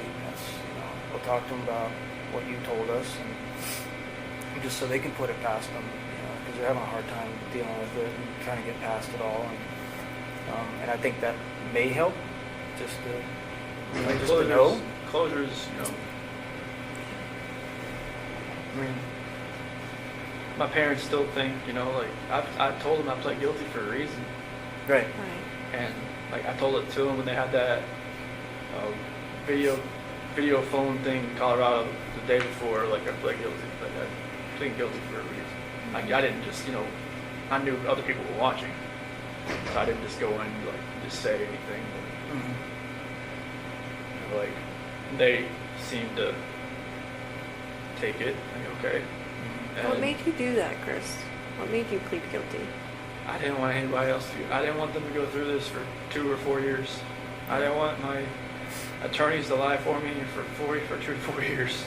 Like they would have done anything I told them to do. Sure. That's what they're. I don't see how they can do that. And that's what attorneys do. Like they take their defendant and they say, hey, like what happened? Okay, we'll go with that story. Like I told them everything I just told you guys, and it's just like. They got together like, well, if they ever offered a plea deal, would you ever want to just plead guilty to them? Like, yeah, I mean, if we can end this, end it. Like I was in September, I told them that. Really? Yeah, but it was way too early, and the prosecution was still doing their investigation, still grabbing evidence and all kinds of stuff, and that wasn't even really on the table. So I think it was around Halloween. Mm-hmm. I think that's when the prosecution went to Frank and Sandy and Frankie's house, and it's talking if we can end this, would you be open to that? And that's when the whole death penalty and everything, all that conversation happened. And I guess they were surprised that it would just be over. Yeah. And we were all in shock. I'm not gonna lie. Yeah, that was It's like we were going 100 miles an hour, and then we just hit a brick wall. Like, that's what it felt like to all of us. So, I mean, obviously you had more time to contemplate it than us. I told John and Kate and Sophia and everybody, Amy, okay, if we can just stop this, and I know it's, everybody's telling me to fight this, there's no, everybody's saying there's not enough evidence to such and this and that. And I'm just like, no, I'm just like, this needs to end. Like, I don't want people to have to, because for Frank and everybody to have to fly back to Colorado every single time and get reminded of this, like, I'm not sure, like, it's never going to go away, but to actually have to come and talk about it, have other people talk about it, have, you know, all three of you get on the witness stand and say, you know, what they saw, what they've seen, you know, what they heard on tapes and everything like that. It's just like, I don't want people to relive that over and over and over again for years. Like, if I could just end this for everybody, and then, like, if there's any closure at all, they could, you know, it could start then instead of like in 2022. Right. You know, like, you know, and everything just like, 'cause I know it'd only get worse for everybody. So did it have anything to do with you not having the death penalty? No, like, I mean, honestly, like, when I was sitting in that cell, I felt like I should have died. I mean, I was listening to everybody telling me, like, hey, if you do this and this, you can hang yourself in that cell. You could do this and that. They were like telling you stuff. Yeah, you could drown yourself in the toilet if you wanted to fill your toilet bowl up or something like that. It was, they've been there a bunch of times. And, like, you know, at one point I was listening to them. Mm-hmm. You know, I was just like, you know, I just felt like maybe there's a different purpose for me somewhere. You know, maybe it's here. I don't know. Like, I prayed to God every day that He would move me away from Colorado, like, move me away from, like, the DOC there, because I just knew, like, 'cause they were saying there was a hit on me. They said if I was going to a DOC in Colorado, like, I'd last a week and I'd be dead. Because of, like, the gangs and all that kind of stuff. So, like, I just felt like God moved me here for a reason, and I'll, you know, hopefully I can help people that way. But, like, I didn't want my family, I didn't want Shanann's family, all of our friends, like, you know, having to go through that, because after a while I knew it was like, this stuff was everywhere. And I knew, like, all her Thrive friends, everybody, that was just like, it would just broke, just that hole in their heart just a little bit bigger every time. I didn't want that. I knew it would have gotten worse. I didn't want it to get any worse than it already was. Did you ever think about, well, you know, it could be very believable, what I told him, it could be very believable that Shanann did, you know, end the girls. And so maybe if I tried to convince people that, maybe if I fought with my attorneys on that, maybe I could lessen it somehow. Did you ever think about that? Honestly, I never even thought about the story until you guys mentioned it. Yeah? Yeah. Okay. I wondered. I never even thought about it until you guys mentioned it. So what did you think about it once it got mentioned? It's just like, I just went with it. I didn't, like, you know, I knew my dad was out there. I knew it was like, you know, I knew they would probably believe it because, you know, my mom and my sister just never really liked Shanann.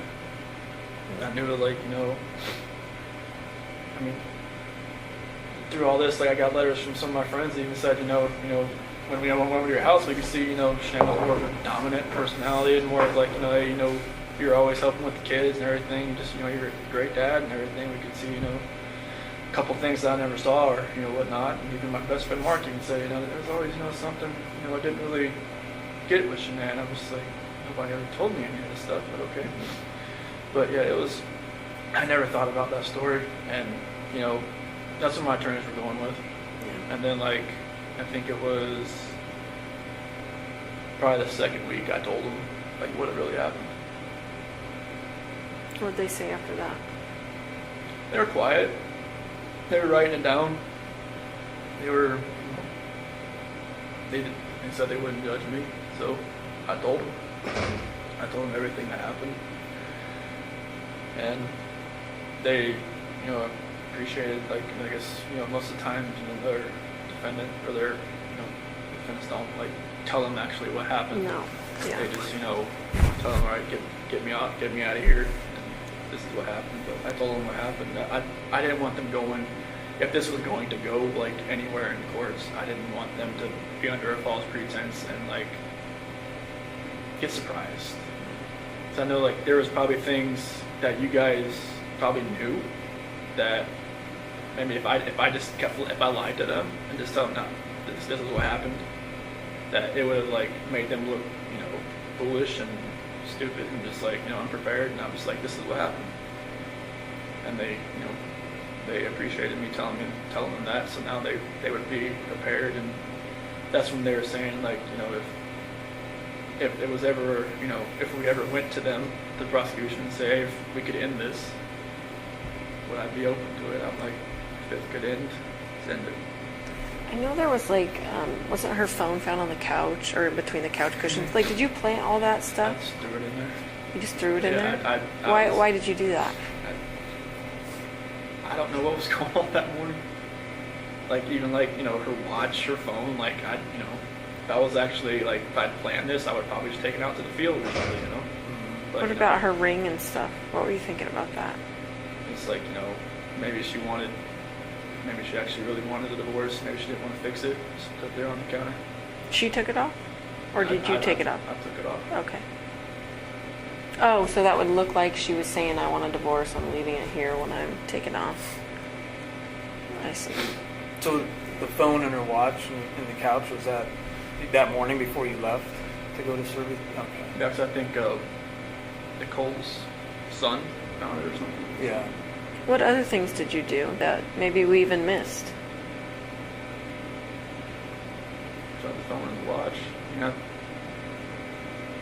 I think I threw the therapy book she wanted me to read in the trash. I don't know. That was that morning? I think so. Were you trying to make it look like she threw it in the trash? I don't know. I just like, Oh. I just didn't think nothing was ever going to work again. So I didn't know what was going on. Did you go down to the basement? I thought the basement door opened. Yeah, the door is open, but yeah. So there was a lot of movement, you know, I think it was around 4:26 or something. And the garage door opening, the basement door opening, and then of course the living room sensors and all. Do you remember what you were doing all during that time? Other than You had a going lot of in and out steps. the garage. I'll just say that. Okay. So like the basement, I'm not sure. I mean, the only thing I really have down there is my workout, the bench press and whatnot. Do you remember going down there for anything or opening that door for anything?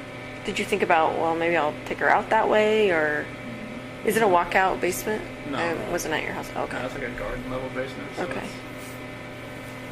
But no, I don't remember really. I don't think I worked out that morning. Like, were you packing your lunch in the kitchen? Like, did you Oh, have to yeah. do all that normal Yeah. stuff? Yeah. Okay. Yeah, I definitely packed lunch and everything. Did all that, but I don't remember about the basement. Unless I just worked out that morning, I just don't remember. I don't think I did. So one of the more, Unless there was a trash bag down there at that point. I don't know. Yeah, you got trash bags from there. Maybe there wasn't any in the garage, and I went down there and got one. Do you normally carry a roll of trash bags in your truck? No. So there was a roll in your truck. There was? Yeah. Maybe I just grabbed it and brought it with me then. That would have been kept in the basement, maybe? Or Basement or the garage. or the garage. I'm sorry, what were you saying, Graham? one of the more kind of poignant or tender moments in all of this was seeing you with your dad when he came in. What was it like when you picked him up at the airport? It was very strange. It was kind of like I almost knew this was probably the last time I'd ever see him on the outside. In my head, I knew that. Yeah. What'd you guys talk about? Honestly, like, he just wanted to talk about sports. He's always kind of like, you know, distance himself from like a problem type thing. Like, you know, when, like, if there was ever an issue or anything like that, he always want to talk about, like, just bring up, like, when I was trying to get him to quit smoking, like, all the time. Like, that's after, like, I graduated high school and whatnot. He would, Are you talking about cigarettes? yeah. Okay. And he would always, like, just change stuff. He'd be like, oh, you know what happened in the race? Football or something. I mean, he just never wanted, like, you know, he said, okay, oh, yeah, I'll get to it. And then just, boom, something else. And, you know, I just kind of felt like it was kind of like that. You know, like, he asked, like, a few questions, like, you know, do you know where they're at? And do you think, you know where they're at or anything like that? I just, you know, told him no. And then, like, start talking about, just want to talk about sports and just like normal things. And just kind of, I'm not sure if he maybe knew anything, you know, maybe he kind of figured out something maybe happened and just wanted to talk to me as his son. Is it possible he saw that you were in a stressful situation and wanted to do what he always did, make Yeah. things comfortable? I think that was a good way to put it. I bet you picked up a lot of that from him. Yeah, because I mean, stressful situations, like I mean, the gray hair didn't show it, but like I try not to be in stress. But you know, it's like, you know, I worked on cars. There's a lot of stress because it's always, you know, it's on commission. You know, you get paid what you do, not by showing up. So, and, you know, with Anadarko was a little less stressful because, you know, I got paid just to be there. But, you know, it's, Was your dad's marriage like yours and Shanann's marriage, as far as like your dad was the more passive one and your mom was the yeah, more my mom dominant? was always the more aggressive one. Was she like Shanann in a way? I mean, were you attracted to Shanann because she was kind of like how your mom and dad's relationship was, or? It was like, you know, it almost mirrored like her mom and dad's relationship, honestly, because her dad's like my dad. Because they're both like kind of calm and cool, just like I that. could see that, And her yeah. mom is very, Sandy rules that roost. Oh yeah. yeah, very. And it's just like, you know, I kind of related it to that. Mhm. It's like, her mom always said like, she always told Shanann that she would marry somebody that was kind of like her dad. And I felt like I was kind of like her dad. Mhm. I mean, I wasn't like, you know, I couldn't build a lot of things he could, but, you know, our personalities were kind of like, you know, I was always, you know, I think he really liked me the first time he met me because, like, I was helping Shanann with this, she had got this car from the dealership that she worked at, and she was driving around, and it felt like, you know, the wheels might fall off. And I pulled over where her dad was, and I got underneath it, jacked it up, and I was like, you know, trying to fix everything. He's saying like any other guy she'd ever dated would have just like stood by and watched me do it. And so I think that's when he really like kind of liked me. Took to you. Yeah, it's just like I was always wanting to help people, not to hurt anybody. Well, and you helped her all through her lupus, and you're at the colonoscopy, and you're jacking up the car. And Yeah, I mean, anytime she had an issue with like car at the Dirty South Customs, and like I would just go out to work, see what I could do with it. You know, I would just, you know, do whatever I could to help. yeah. Well, and I think one of the reasons Frank and Sandy work so well is because Frank let Sandy be Sandy. Yeah. And they probably both saw in you that you let Shanann be Shanann. Yeah, I just like, you know, I didn't try to change her. Right. Like I just let her be, you know, who she is. Yeah. She's like, you know, she's gung ho. She's, Yeah. you know, she knows what she wants. She's gonna go get it. Yeah. And I didn't say, hey, you know, you can't do that. And that's what her first husband did. Yeah. He controlled everything. He tried to be Sandy, and it didn't work. And she turned into almost like me. She was like, she just kind of like laid back and just kind of like let him do what he was doing. And I think she learned after that she could just be herself. And then with me, she could definitely be herself. Yeah. So that's how it worked. So, do you think your dad had any inkling? Because I'm trying to remember the timing. He showed up when you were still walking around. You weren't in any trouble yet when Ronnie came in. Yeah, I had met with Dude the night before, Mhm. for like 3 or 4 hours. And then I was at Nick and Amanda's house. Okay. And I was there, and that's when I went to go pick him up. Okay. And you picked him up. It was early that morning, right? He was like 10:30, I think, when his flight came in. Okay. And then so from there, you guys probably drove home and then to the police station. Yep. And the talks there were no type of confession from you. Okay. No, it was like he was just gonna wait. Okay. I told him like, you know, if you're hungry, there's like that barbecue joint down the street, Yeah. and like, you know, it's good. And just, you know, he told me he never left. He didn't. I wasn't lying. Yeah. He was faithful. He was. I mean, I don't know how he lasted that long without food. We ended up giving him food. Yeah. Oh, okay. He was great. And the reason I ask is because when I look back and watch the video, now knowing what I know after talking to you today, I can see how genuine he was. But I just didn't know if you guys had come up with some sort of plan. Okay. No, we never talked about anything Okay. like that. I don't know, if I had told him anything, he would have probably just told me, just tell him right away. I think you're right. Like, he would have still loved me either way, but he would have told me, you need to tell him, Yeah. like right now. Yeah. Like, you don't need, I mean, I didn't think I was going to be there for 14 or however long it was, like 10 hours, however long I was there that day. You were there a long time. Yeah, but it was. He would have told me just to say, just to tell you. Yeah. Did you know walking in there that you were going to tell us? Or did you think, I didn't. I mean, I knew there was a reason you brought me back in. I know, well, for the. what'd you think about the polygraph? That was horrible. Why do you I say don't- that? I don't know how you do that. Why do you say that? Because Tammy's a torturer. I'm not. No, like, I mean, Tell you, me. you answered. Oh, you asked me questions for like 3 or 4 hours beforehand, and then you do the polygraph, and it's like you just break down somebody's brain to where like. Too it's like much too or what? much. Jello, and it's just like I know it's you guys have a job and you have a plan, and that's you executed it. She's thorough, right? There's just No. there's Yeah. no way to get out of there without the truth. No, I mean I kind of knew like because right when he asked me about like Saturday night, when I told you about the walking, I was like, man, she was like going through her head. I was like, why? Well, we did know, we found out about Nikki right before the polygraph. I figured that out after with meeting with John and everybody that Yeah. she had met with somebody from the CBI, Mm-hmm. like on the 14th or the 15th. I was just like, wait, they were talking. Oh, okay. So you already knew.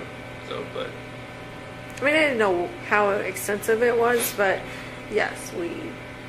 yeah, it. I mean, walking in there that day, just walking into that room, I knew I wasn't walking out. Yeah, Just the feeling I had walking in that room. yeah. Just seeing all, I mean, I don't remember if the polygraph stuff was already in there. I think it was. It but, was, yeah. But it was, I knew I just feel like sometimes when people, do the bad thing and they stay, like, some part of me thinks, well, I think they're here because they really want to tell us what happened. Because it's not normal that you want to keep all that in. Like, that just kills people on the inside. And I could tell it was killing you that day. Yeah, I mean, it was just like that.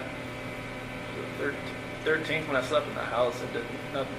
I don't think I slept maybe like 2 hours because I just finally just got so tired I just fell asleep. I had every light on. Nothing felt right. What were you thinking about during your media interviews? I didn't want to do it. Why did you do it? Did you feel like you had to do it? I felt like they would have just kept knocking on my door until I answered it, and like I didn't even set it up, but Nicole Atkinson set it up. She told me, hey, Fox Is is she gonna. the one who set it up? She said Fox is gonna be at your house at 10:30. I'm like, what? Like, okay. And I think I even called you about it. Like, what do you recommend that I do? And he's like, it's kind of up to you. I'm like, okay. And I called one of her friends. What should I do? And she said I probably wouldn't do it, but I just felt like I don't even want to know what I said, what I looked like on there, because I knew it. Some people said it just made it look even worse after the fact, but It didn't look good. I mean, obviously we can't say, oh, we knew right then he was lying, but I think we all watched it together and went, this might be bad. yeah, I mean, I had that feeling after I watched it. So I could kind of see it in your face. it's like I was just lying to more and more people, and it was just like Do you have internet access here? no. So you don't get into that trap of putting in just watching What all trap? that. Oh. The social media trap and all that. No, It's they don't. ridiculous. They don't let you have social media here. Like, I think some of the GP guys are getting like these little like tablets or something that are like the size of like a older iPhone or something. Mm. But I think they can use like email. But I'm not sure about like social media. No, definitely no social media. But like, I'm not sure about internet or not. But this place is kind of like a dead zone pie for phones, anyways. I would think. I don't know, we're getting service, which is weird. Yeah. I didn't think we would. At least right here. Yeah, right in this room. Maybe this is kind of like a hub of Yeah. computers. Yeah, that's This true. is the spot. Yeah, computer room. You would hope they'd have some. Did you talk to Nikki afterwards? After all this happened? On the 13th and the 14th. What was that conversation like?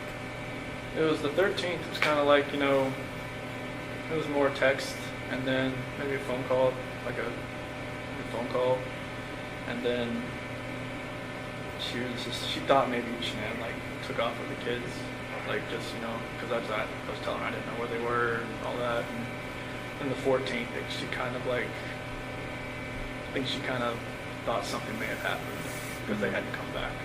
Why do you say that she might have thought that? Her, she kept asking me like some weird questions. Like she kept asking like questions that only I would know, but she was testing to see if like it was actually me on the phone. Like What do you mean? Like she would ask like, like what's my dog's name, or like what do I like, what yoga studio do I go to, or something like that. And just like, like I just answer like and then like another thing about I'm not sure if this is you. I'm just like, okay. Is this through text or is this through calls? Text. Oh, okay. So she wasn't hearing your voice. Okay. Yeah. Is it possible she thought you'd been arrested and we were on the phone? One, either Shanann had my phone or somebody else had my phone, or Right. like maybe maybe she thought it was. Well, hopefully Shanann would know all the answers to those questions, right? No. This is Nikki asking me. Yeah, but Okay. if she's asking you your name of your dog and what yoga studio and Yeah. like, wouldn't Well, Shanann know that? maybe she thought maybe I was with Shanann. That she was just trying to find out who she was. Mm. But yeah, like some of the conversation like on the 14th got a little weird. I think that's when she met with CBI or something, or FBI. I'm not sure who she met with first. So she talked to you after she met with? No. Oh, she That did. was like she had told me like, this is the last time you'll probably hear from me. I'm going to stay at my friend Jim's place while this is all going on. She said not to contact her until this is done. She told me to delete everything, and I didn't delete everything. I just okay. I'm not sure why I didn't delete everything, but probably helped you guys out a little bit. But She told you to delete everything? delete all conversations. Did all she tell you why? correspondence. She just said delete it. Which I don't think you can ever delete a text message. We're pretty good at getting deleted text messages. Did when your dad came in, one of the first things you guys talked about, he said, kind of quietly, I cheated on her, I cheated on Shanann or something. Your dad didn't know until that time? No, they had, when I was in North Carolina on August 6th, when I spent most of the day with my parents and my sister and everybody, they had, I had told them like something like, this, I don't think this is going to work, like, with what happened with the nuts and everything, and they're not being able to see the kids, they're like, this is the first time they had talked to me, and pretty much. Oh, because you went 3 weeks or something, right? Yeah, because Shanann told me to call him while I was at the beach just to smooth everything out, because she was like, all right, whatever's going on in your head, you need to fix this. But she didn't want the kids to see him. She didn't want to see him. And then, like, when I did see him on August 6th, it was after I went and saw my grandmother. She's in a nursing home. And she still wouldn't go see my parents or anybody with the kids. So I just told her to leave me there, and my dad would come pick me up, and spent the whole day there. And I just they were they said they want to see the kids. They just don't know if they could ever just forgive Shanann for everything that happened that day. I guess I'm not sure like everything that was said that day when they had that argument, but apparently it was like a knockdown, drag out, like bomb that went off in there. Pretty hurtful things. Yeah, I'm guessing so. And they just don't know like if they could ever forgive her or not. And I just like I never told them about like cheating on her. Like they even asked me, is there somebody else? Oh, did they really? Yeah. So they could kind of sense maybe something's going on. Yeah, because Nikki was texting me the entire time I was over there. Oh. So like, they could kind of see like I was texting somebody, but it was like maybe they kind of knew. Like even like when I was in San Diego talking to my friend Mark, I told him about Nikki, but I didn't tell him like I was going to meet up with her. Okay. I told him that I was trying to like. I should have just told him right then. Maybe that would have helped me. I know maybe he had an instance where there was some girl coming after him, and she was engaged, and he ended up getting with her, and then they were together, and then she cheated on him. Is this before he was married or during? It was after. Okay. But like he could have helped me. But I just, I never told him the whole thing. That, it was a lot further along than I wanted it to be. That's interesting to think about, right? Was your dad going to give you some good advice? Yeah, everybody. Now, this is my friend Mark. Oh, Not my I'm dad. sorry. Okay. Yeah. When I was in San Diego. Oh, I got you. So you think you told Mark about that and hoping that he maybe question you about it, or? Well, I was, because Mark, my best friend. I grew up with him since I was like 8, 9 years old. Yeah. So like, he had been married before, and it didn't work out. I guess they were stationed together or something, like over in Korea. And I should have just kind of just came out with like the whole story, like I just told him there was this girl at work that I've been talking to, but I'm just distancing myself from her. Yeah. But that wasn't the case. Yeah. I was just letting it, exponentially get worse. Right. And if I had told him like, hey, Yeah. he would have been like, whoa, man, like, all right, take a step back and look, Yeah. Right. and like, don't like fall into that trap, being you're gonna be alone for 5 weeks. And there's times I wish, like maybe Shanann didn't have to go away for 5 weeks. Maybe we all just went for 1 week. Yeah. And nothing would have ever happened. It's only, 5 weeks alone. That's the only reason really that was almost even allowed to happen. There are quite a few people who would tell us and who do tell us you need to look into Nikki more, Nikki Kissinger, all the way from the extreme end of things being Nikki's the one who ordered the hit. She was there. I'm in the basement. She was there. Yeah. So the extreme is she's the one who told Chris to do it. She's the real problem. All the way, that's the extreme side, and then all the way to, well, there were these texts where she was infatuated, she was in love, she was saying how good Chris was in the sack, and maybe we should look at her more. What would you say to those people? Like, she had her moments where I had to talk her like off a ledge kind of deal. What does that mean? It's like, I guess after the fact, there was like videos of her that she was like recording herself because she was like bipolar or something. I never do that. But it's like, and she would get worked up about nothing. She would just like, she came to my house once because I think it was like July 4th. I didn't have to work that day, so I didn't like get up at like 4 o'clock and go home. Mm-hmm. And Shanann had called me like 10 times in a row, and I didn't hear it because I was sleeping. And I was just like, and she was pissed. Shanann was pissed. And like I called her on outside, like, where are you at? Like, what? I was like, I didn't have to work today. It's like you called me at like 5:30. It's like, well, kids want to talk to you at 7:30. I'm like I was sleeping. She's like, she just like, screw you, like like I don't know where you're at. And I went back inside. Something like I gotta go. And she was just like, okay, are you coming back? I'm like, probably not. So wait a minute, you kind of lost me there. Were you at Nikki's place when Yeah. Shanann called you? Yeah. Okay, and so you were sleeping in her bed. Yeah, because I wasn't going to work that day because I got you. I didn't have to that day. It was Okay. the first holiday I ever had off.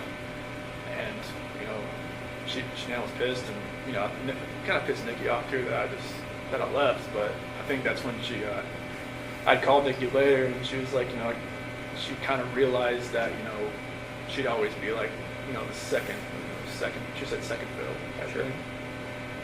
And because that's how I would come back that day. Just, I don't want to be anywhere else when Shanann calls. She was already pissed. So it was stuff like that where she would she would go. She said she would go on like websites and look at like, will a relationship work with somebody? Like, will a mistress work? Will a mistress turn into a relationship? That's what Nikki was looking at? Yeah. She would tell you that, or you She heard told that? me that. Okay. Yeah, she said that she would go on websites and look at stuff like that. I was like, why do you even look at stuff like that?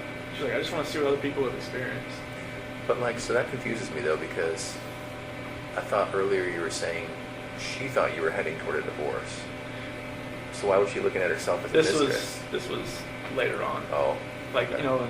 in August, like Okay. the first week of August, when I told her, like, I had to have that talk with her about separation. Uh-huh. That's when, like, she started looking at, like, apartments and stuff. But, like, during our July relationship type thing there, Oh, I see. that's when she was looking up, like, will it actually work? Okay. She told her friend Brittany about it, I guess, and Brittany told her not to do it, but she said she already made her decision. Okay. And so Are those people absolutely wrong about Nikki? She wasn't asking you to get rid of your family? No. Are you sure? Yeah. Okay. And no part of any of this was because she put it in your head or asked you to, or? No, she never. I mean, this whole relationship contributed to it. Sure. But she never. She didn't Okay. want me to. I mean, was it ever like, I wish you didn't have kids, I want to have, kids of my own with you, like? She wants. I mean, she never knew if she wanted to have kids, but she said that. At one point, she said, "I'd like to give you a son." Did she know that Shanann was pregnant with a boy? No. Did she know Shanann was pregnant? No. And why is that? You just didn't tell her? I didn't know. Because we had met. But Shanann put that on Facebook. That's Like, how did why- she not see I that? don't know.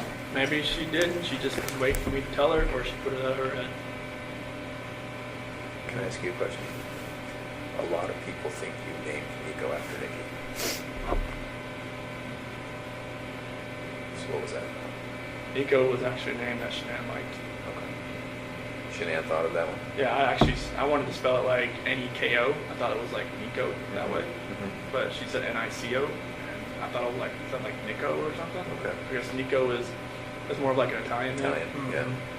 So, and like Chidley for, my middle name and my dad's and all that. But like Nico is like, that's a name that she always liked. Okay.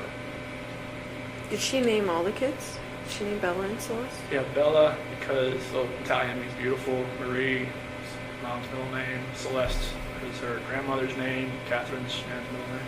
Did you have any input in their names? I just told them I liked them. I was like, if we had a third child, I was gonna, maybe we could have like Lee in the middle name, but I knew like the girls' names. It was, I love those names, so I was like, that's cool. Mm-hmm. Especially like with the, you have little nicknames for them, like Belle and Belladine and Cece, obviously. So it was good, but yeah, Nico was, it was.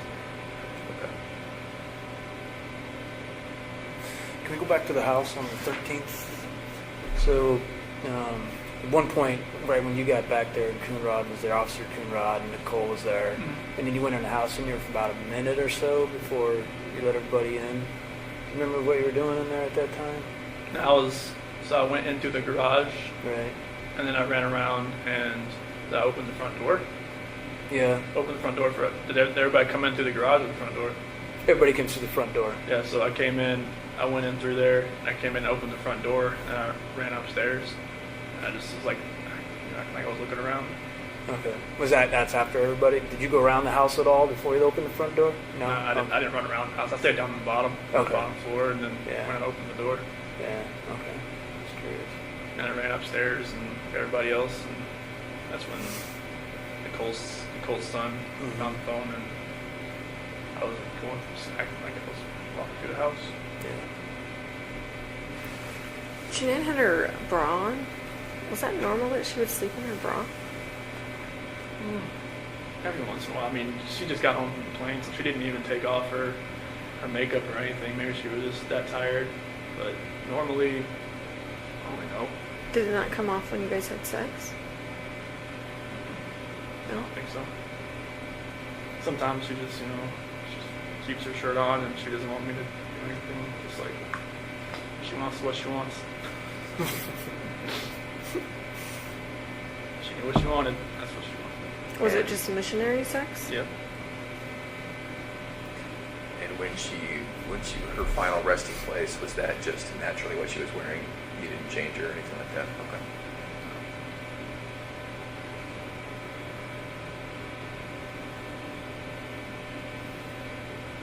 Did you have to see any of that stuff? Pictures or anything? No? I asked not to. Okay. They said I could. I was like, no, I don't want. I've prayed for those hazmat workers that I'm sure it was hazmat, right? That had the You were part of it. yeah, and like We were all there. We were all there. I'm sorry, guys. I never wanted to see it. I just prayed for that. I'd rather have to be there. So I don't never wanted to know what the aftermath was. And they said like if this ever got like a preliminary hearing that I would have to see him just to be prepared and not have a reaction an initial reaction, but I was like, I don't want to see him.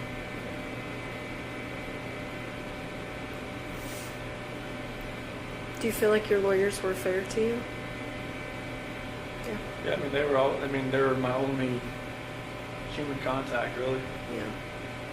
So they're kind of like, almost like a guidance counselor almost. Yeah. Did you feel like you were driving the bus though, with your decisions you made? Yeah, or I no? was like, there's a lot of things I didn't really know what was going on behind the scenes. Like Sure. maybe there was a lot of things they never told me. Like, like stuff that came out like afterwards, like that whole Nikki Kessinger article in the Denver Post and all that kind of stuff. They told me like afterwards and everything, but it was. I always felt like anything I was telling them, they were gonna do. Like the whole taking the plea deal and everything. I told them that's what I wanted to do, and they asked me like, seems like 100 times, are you sure you want to do this? Are you sure? Like once you sign this, like. I guess up until sentencing, I had the time to back out, but they always, even before we walked in the courtroom, they're like, "Are you sure?" I said, "Yeah, this is it." Like, okay. They never told me this is what you have to do. Mm-hmm. So, they always just said, "This is your decision." Like if you want to take this farther, and John said he was right. He had all kinds of motions written and all kinds of stuff that were like really creative, and because he'd never been in something like this before, and he was ready to fight. And I was just like, I didn't want you to have to do that. Not for me. Not for something that the story isn't true. Because it would just only gotten worse. Right. For everybody. For all three of you. For everybody that was involved in it. Are you still glad you did? Yeah, I mean, I never thought I'd be in prison the rest of my life, but I don't want people to have to keep going through this every day of their lives, knowing that there's a trial hanging over their head, or I mean, if it ever got that far, I don't know. Yeah. But I didn't want people to have to relive it every day. Yeah. Did they have to ever see the pictures? Say that again? Did they have to ever see the pictures? Frank and Sandy and all that? No, they never saw it. They saw some things. They didn't see anything of that. Okay. Yeah, we shielded that from them. That's one. I just didn't want them to have to see anything or hear anybody talk about anything or any part of it. Or anybody bash their daughter. Like anybody to ruin to hear what some of my friends had a negative impact on her from her, or had a description of her that didn't match, something like that. I didn't want them to hear that either. I didn't want them anybody have to trash her memory. I wanted them to know she's loving life, she's beautiful, she always helped everybody else, all of her friends, her Lucas friends, everybody. I just wanted I didn't want anybody to take away from what she did. We tried to get you to say that night. I know. But do you remember that? I remember. I was just I know you obviously weren't ready to say that then. I know. It's after my dad left, we both came in all right, we got most of the story. Let's get to the true story. I'm just I just wanted to bang my head against the table. Well, in the end, I think you did the right thing. And even though it's hard to hear, there's a lot of people who thank you for what you did. I think your whole life has been thinking of others, except for one brief moment. I think you really did think of others when you made that choice. So I personally thank you, right? Because it would have been hard for the three of us to go through about this hard, and for everyone else about that hard, right? Yeah, it was anybody that was family or friends. Right. And just exponentially harder for everybody. Yeah. I think you did the right thing. So you haven't told your parents what happened? You just told them I'm pleading guilty for a reason? Yeah, I've told them on the phone even, because they're still. I don't know. You should fight it. You should get. They've got letters from Australia, from England. I mean, of the 35C in Colorado and stuff, improper counsel or something like that. Ineffective counsel. Ineffective counsel, and I mean, some of the stuff they've they've said about the dry patch, how it's not FDA approved, how it can alter somebody's mind,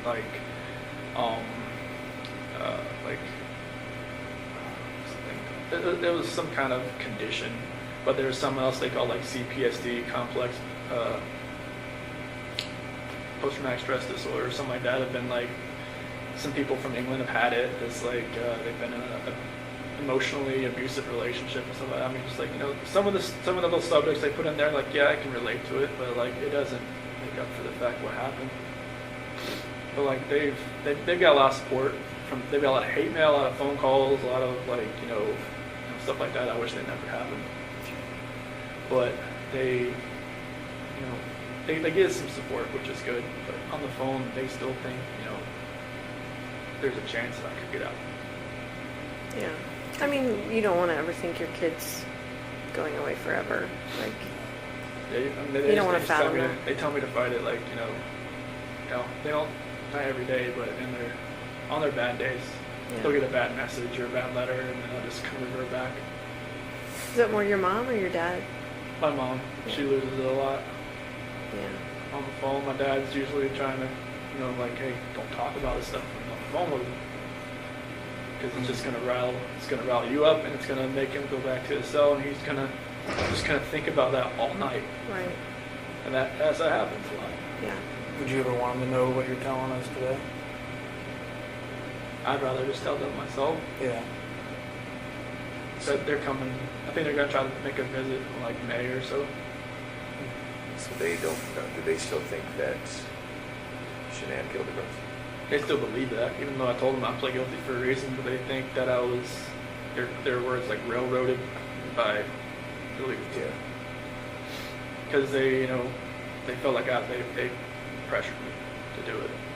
Yeah. Do you feel like that? No. No. No, they asked me plenty of times. This is like, you know, they wanted to fight. Like, if I said fight, they would have just, you know, gone and, Put on their gloves. yep, just went in there and did it. You know? Yeah, it's like, no, I can't have you do that. So Chris, you care about others deeply. I can tell.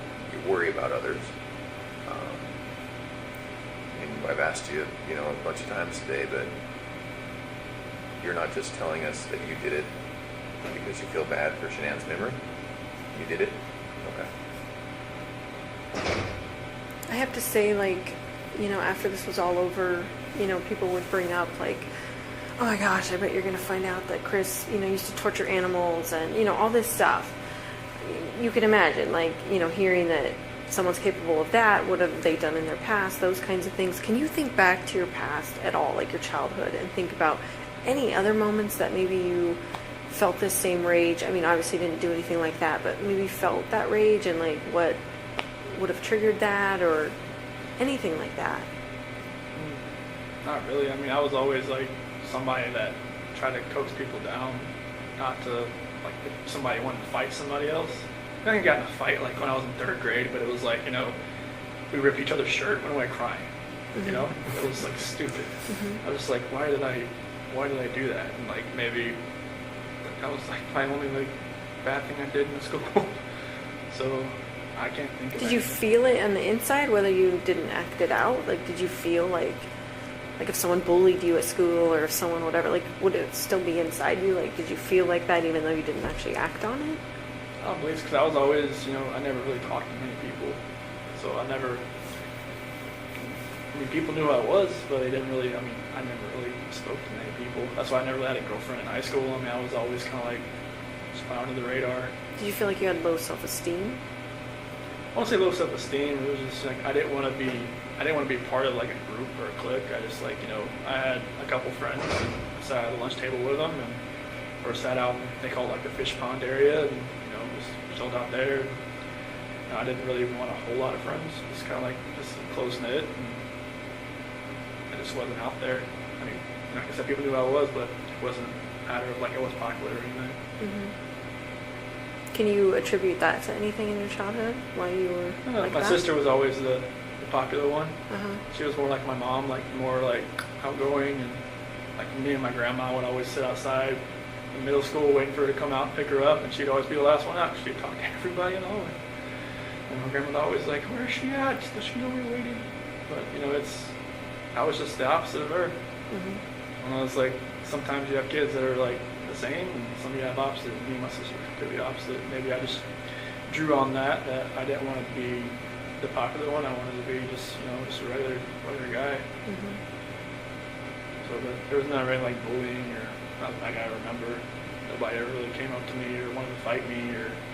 Never got made fun of. Never. Nah, I mean I had braces and I had like a bowl cut for a while. I guess could have made a bit fun. I think most kids did. 80s and 90s were cruel. Yeah, it's like a Jim Carrey cut with a bowl on your head and just come around. But yeah, it was.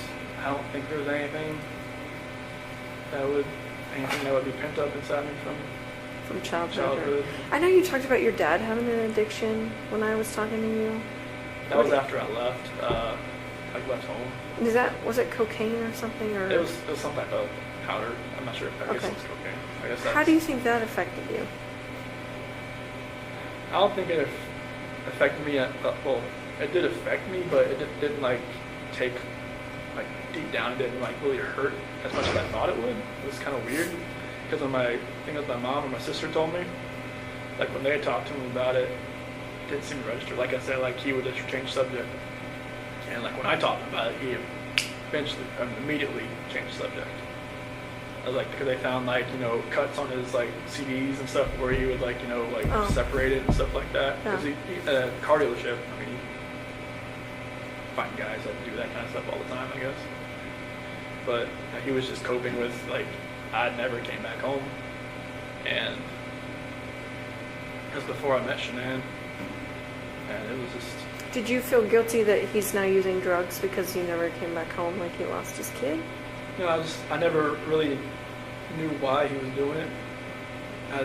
After the fact, I knew it was because he was coping with that, but I never knew why he really actually turned to drugs. My mom thought he was having an affair because like, all this money was going somewhere else, just for the drugs. But like myself, I never used drugs, so I always try to tell him like, hey, like what's going on? Like why you need to use this? And just like you could be using this for a whole lot better things. Just don't throw your life away. I mean, like, because you could see in his face, like, it's like eyes, like everything was getting like, like the drugs through your face, and like your skin was getting all loose, and like he was losing a lot of weight. Mm-hmm.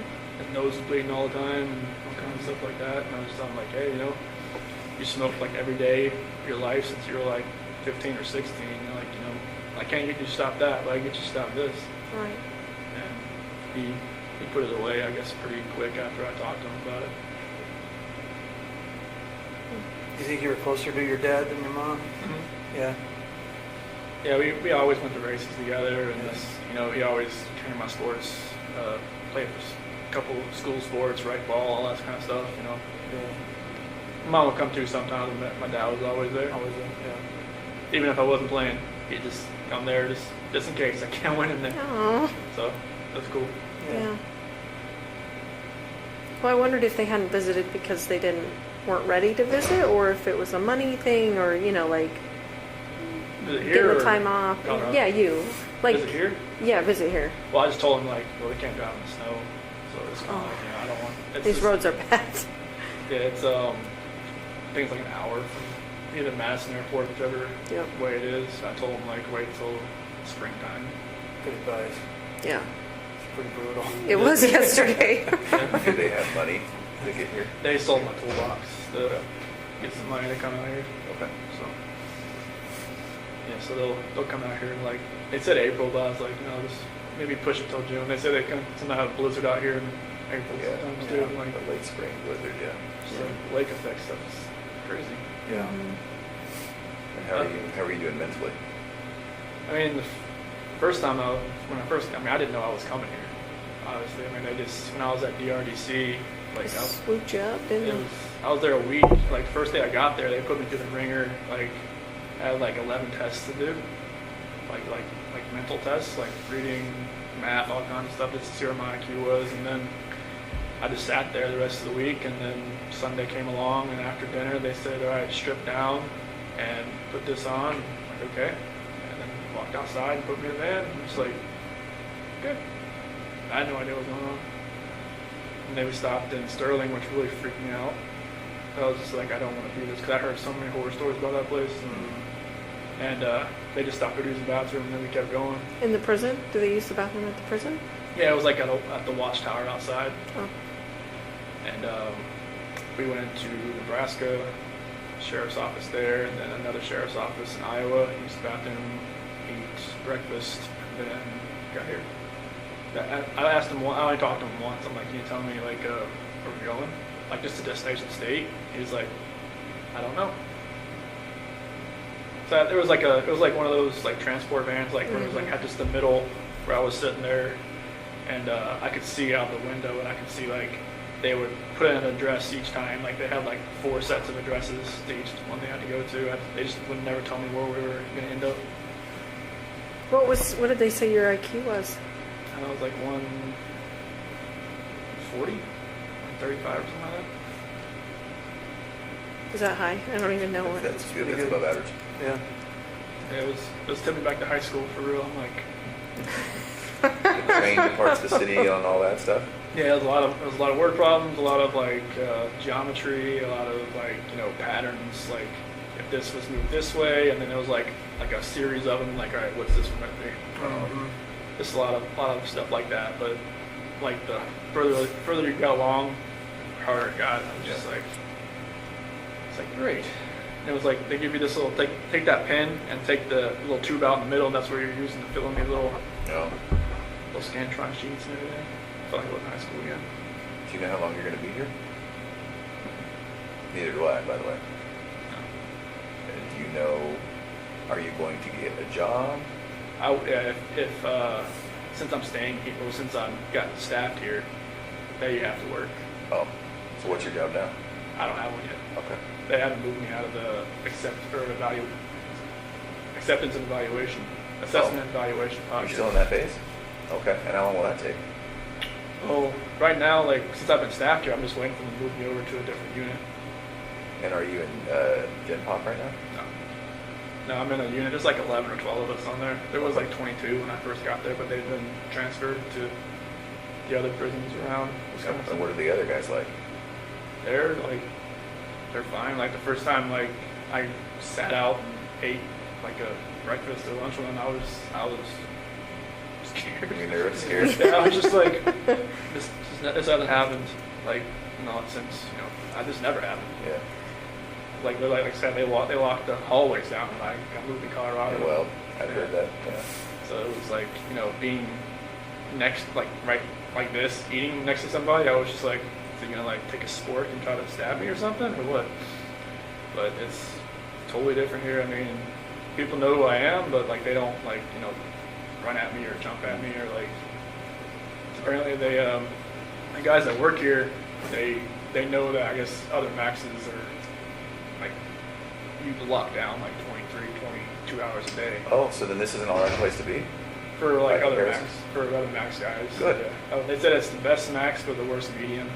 Oh, Because if you're max, you're working, so you're out at your cell working, like if you're a clerk or if you're in the kitchen or if you're in the rec area, you're doing something.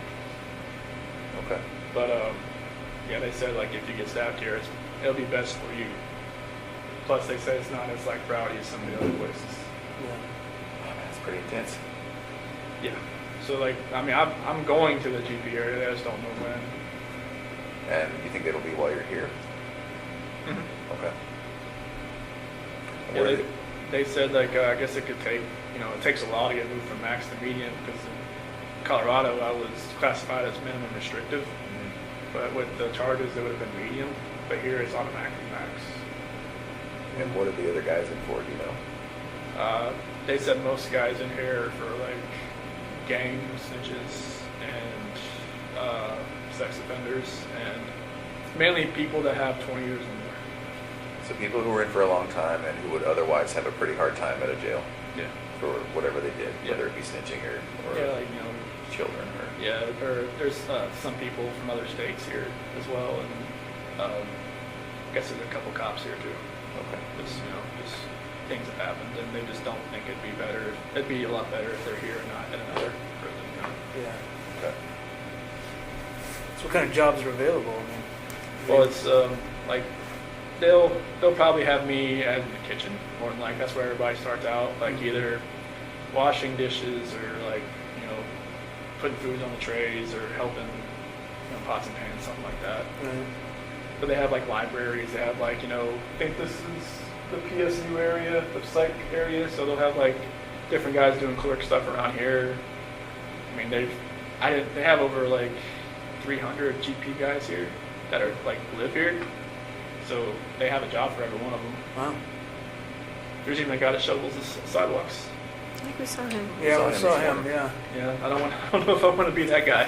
Not here. Do you go to therapy? Do you see a psychologist? There's actually the one her name's like Javier or something like that. She seemed like once a month, and she's actually from Aurora. Really? Yeah, it was weird. I walked in, I saw a Bronco flag. I'm like, okay, who are you? But yeah, it's. So does she give you therapy, or? No, she just like talks to me just to see if I need anything, or if like if I need psych meds, or if I need anything like that, which I've declined all that stuff. But most people in my unit have meds. That's Just what- to have them, or do you think they need them? Well, it's like a special management unit. Like they just put me on there to keep me away from GP. And like most people either like just have like some type of medication they're on. But you don't take anything. No. They just keep me on there until the security advisor says, you can get moved to GP down the hall. What kind of stuff, like food and stuff, do you miss the most from the outside? Food? Yeah. Well, I know from, my last time in North Carolina, Bojangles, that was really good. I don't know if you guys ever go to North Carolina or no? Is that barbecue? It's chicken and biscuits. Mm. And that barbecue place down the street from the PD. Mm-hmm. Forget what. Smokehouse. Yeah. George Boys. Yeah, that Yeah. one. Yeah, the burn ends. I miss that. And just I miss Shanann's cooking. That's for sure. Like her spaghetti sauce and her fried pizza. Yeah. Fried pizza? I don't think I've heard of that. What is I've that? never heard of that. So her mom has, or I think it was her mom, her grandmother on her mom's side had this this dough, homemade dough you can make, and just make up the dough, and she would make it up with Bella and stuff sometimes, like a little smaller one, but she would make the really big one, and then she would put it in the oven, the bottom oven, and let it sit there for a couple hours, not with it on or anything, just let it rise, and then once it's done, take it out, form it, throw the spaghetti sauce she has, spread it around, and throw the mozzarella and pepperoni and put it on the oven 350, and But what part of it is fried though? well, they have some parts that you put on the grill, you can put it on the Okay. stove too. Okay. It's really good. I mean, it's really thick, Yeah. so you got. Apparently we need this from Yeah. Sandy. I will work on that. Yes. Write a note. Yeah, Are you able to stay out of trouble here? yeah. Nobody's getting in any fights? You're not getting written up for anything? You're not getting... I try to keep a low profile here, so I don't want to. Because they say if you get like 2 contact reports, they'll ship you out if you work here. They don't want. To another location? Yeah, Oh, so then, does that incentivize people keeping their nose down? yeah, Okay. yeah. Because I guess a couple guys got busted for having a cell phone. Oh, I don't know how they got it in. No kidding. Yeah. Like that stuff just baffles my mind how that stuff gets to.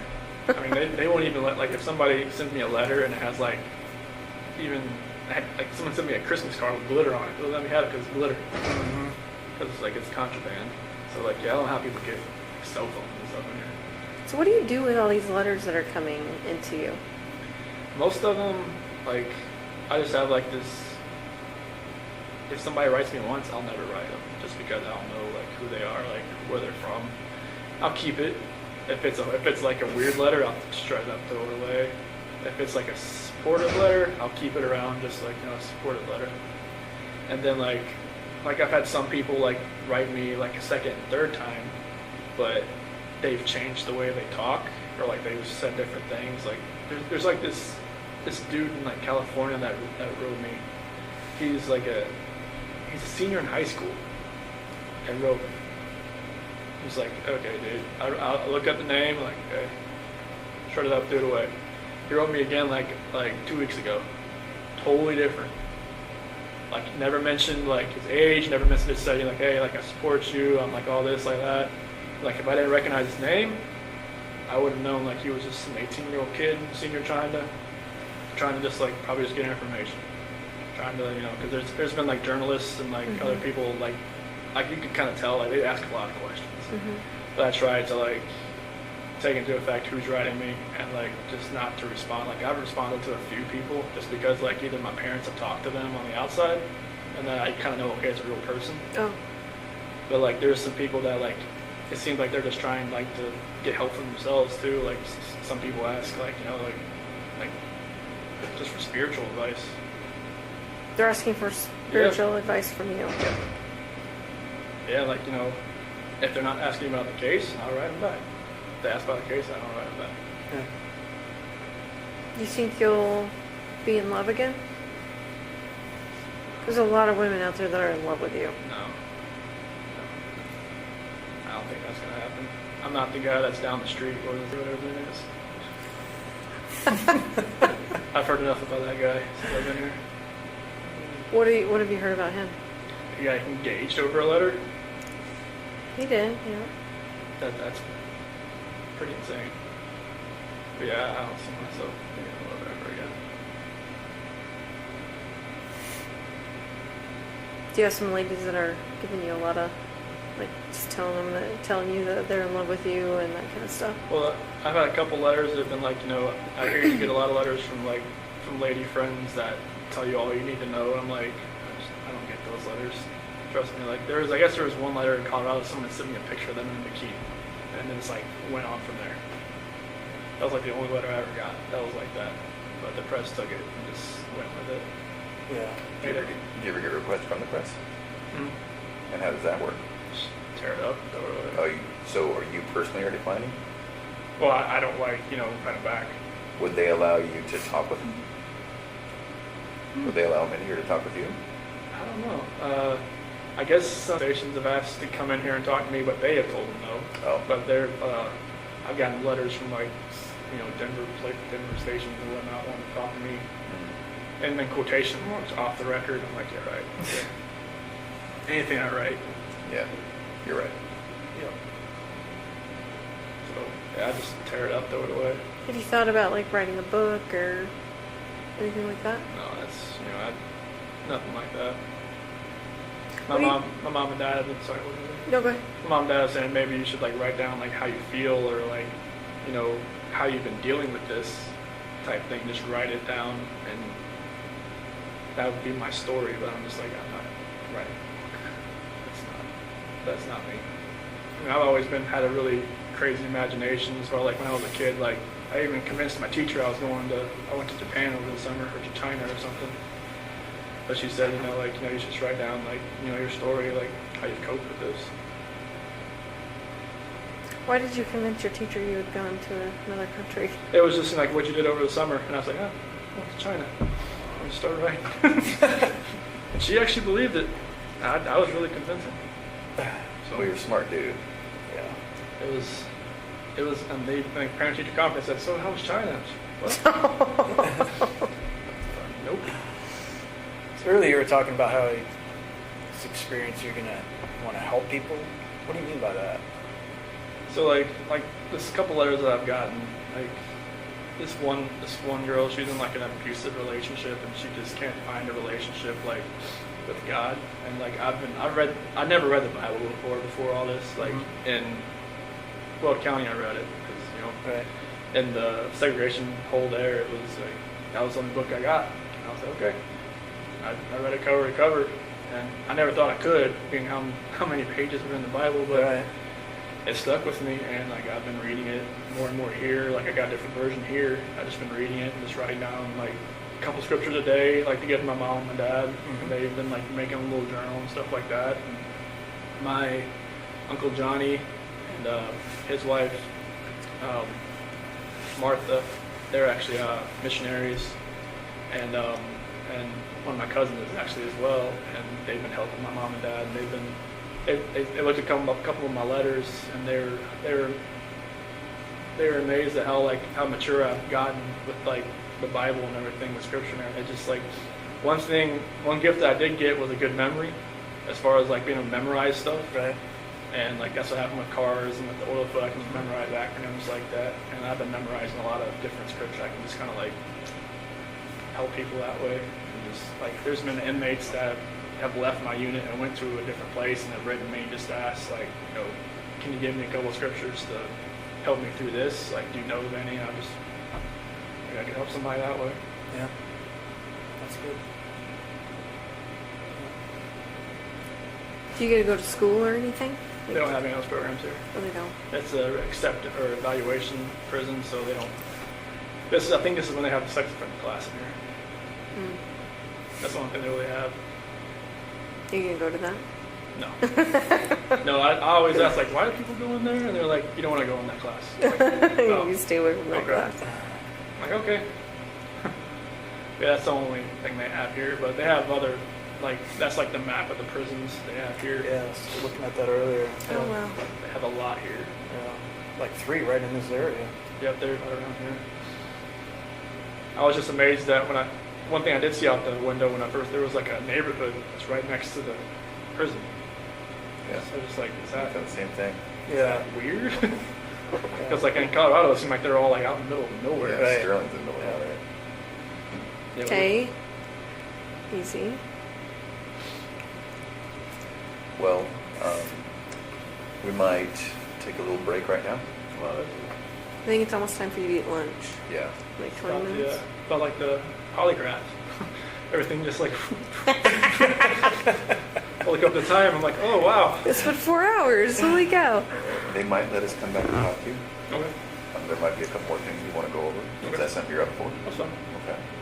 And then the other thing is, we might be back in a month and a year and 2 years, if you're up for it. Okay. Now that's way down the road, but I guess maybe in the back of your mind, just think about that. And, I hope so far today's been all right for you. Yeah, it's been. Honestly, when I walked in, I was just like, wait, I know these Where do I people. know these guys? I looked at you. I'm like that's not the site counselor. That's oh my gosh. Okay. Yeah. They're Colorado people. So then past that A&E sergeant, I was like, all right, who am I meeting? I go, it's not the A&E sergeant. Yeah. So, there's a possibility we might not make it back today. I just want to let you know, but Okay. we might. We really appreciate you talking to us. Thanks Yeah. for coming. I Yeah. total took me off guard. I didn't no idea this was Yeah. happening. So. Yeah. And again, this isn't to, your case is over, it's closed. So that's not what today's about. Okay. We really appreciate it. You did a lot of things really well, really good. You made a lot of good decisions. And obviously we're here because of just Sure. one bad decision, but I think that you've taken steps to get past that. So yeah, we might come back after lunch if that's all right. That's fine. Okay. Cool. I'm gonna go see if I can grab somebody.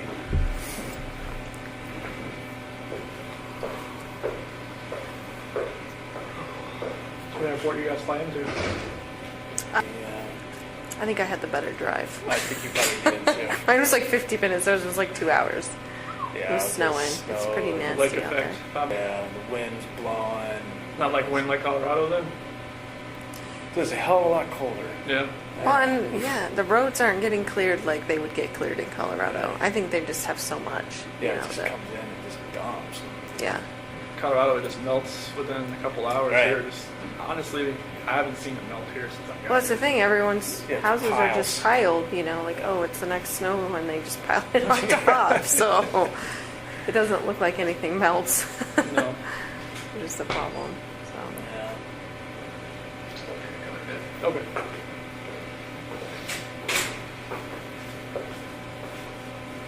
Do you guys go outside for rec or anything, or? No, not when has to be over 50 degrees. Oh, so you won't be out for a while. No, they have like a rec, like a little basketball court down the hall from where my unit is. So we get there about 5 days a week for like 40 minutes. Nice. So it's a good chance to just get out and just run around a little bit, just Mhm. stretch your legs a little bit. Yeah. Any weights or anything you can use? Yeah, there's some weights in there. We go with another unit, and they're it's the infirmary unit that goes with us, and most of them are like in wheelchairs and whatnot. Mhm. So we kind of like I just let them do. I don't want to get in the way. Just like let them like there's like the pull downs and the Right. lats and all that kind of road machine and stuff like that. So it's pretty cool. Yeah, but I think they have like a track or something like that you can run around Yeah. once we can go outside. Mm-hmm. Colorado, they let you go outside. Like, I never went outside, but like at the DRDC, they just said, "Do you want to go outside? Let you go outside. That's cold." Thanks. Buyer beware. Like, hey, should I go eat more wreck today? You're like, no. Like, No, it's like 30 degrees outside. You can go outside if you want. It's like, okay. But their version of rec was like they'll put you out in a little cage and let you like kind of walk around for a little bit. Yeah. At DRDC. It was a little different there. Hey, if we don't want to come back, I just want to let you know, I talked to your dad the other day. Okay. And just to get your property released to him. Oh, that phone and stuff? Yeah, your Okay. phone and what else? did you Wallet. do? Your wallet. Okay. Yeah, and we have some other things too, so. But I have to wait for the DA to release all that stuff and then Okay. red tape crap. So. Gotcha. But then we'll send it off to him. Okay, awesome. Thank you. Yeah, I know he wanted my phone, just that it was Yeah. on pictures on there. That's what he said, I think I had that phone since like 2016, so there's a good amount on there. yeah. And if we don't make it back today, it's going to be because of some of their scheduling. It's not that we don't want to talk to you some more. Oh, this is fine. There's more things we can talk about. Okay. But if we don't make it back, that's why. Okay. Yeah, it's a holiday, so I figured they'd be pretty much open. Yeah. Yeah. So I didn't see many people walking through the hallways when I came down here. Usually there's a ton. Mm-hmm. Of visitors or what? No, just a ton of people, just like workers walking up and down. Did seem I pretty see. sparse. Yeah, it did seem sparse, didn't it? Mm-hmm. That was one thing I was shocked about when I walked around here. I was always used to seeing everybody in handcuffs walking around the hallways. Mm. Here, walk up and down. That is interesting, right? I thought the same thing. I couldn't tell who was who. Yeah, it's like You can't necessarily you tell. you see the red tag, it's like an inmate, but it's somebody else. It's somebody who works here. Oh. Or like somebody that's like actual civilian who works here. So then you're not in shackles and handcuffs that often? I haven't been since I got here. You're kidding. Huh. That's why I was amazed. I was like, when the guy took me in the hallway, I was like, anything? No, just keep walking. Yeah. That's my psych counselor was saying. This isn't the max when she first got here. I was like, no, it's just like max or something. Mm. They just like, you know, if you want to act up, they'll If you put want you to in. abuse it, you'll learn those shackles back. Oh yeah, they'll put you in handcuffs, take you to the hole, Yeah. Yeah. and then they'll ship you out of here. They have a solitary here? Oh yeah, they'll strap you out to a bed. Oh, yeah? Yeah. Jeez. You can't move. Yeah.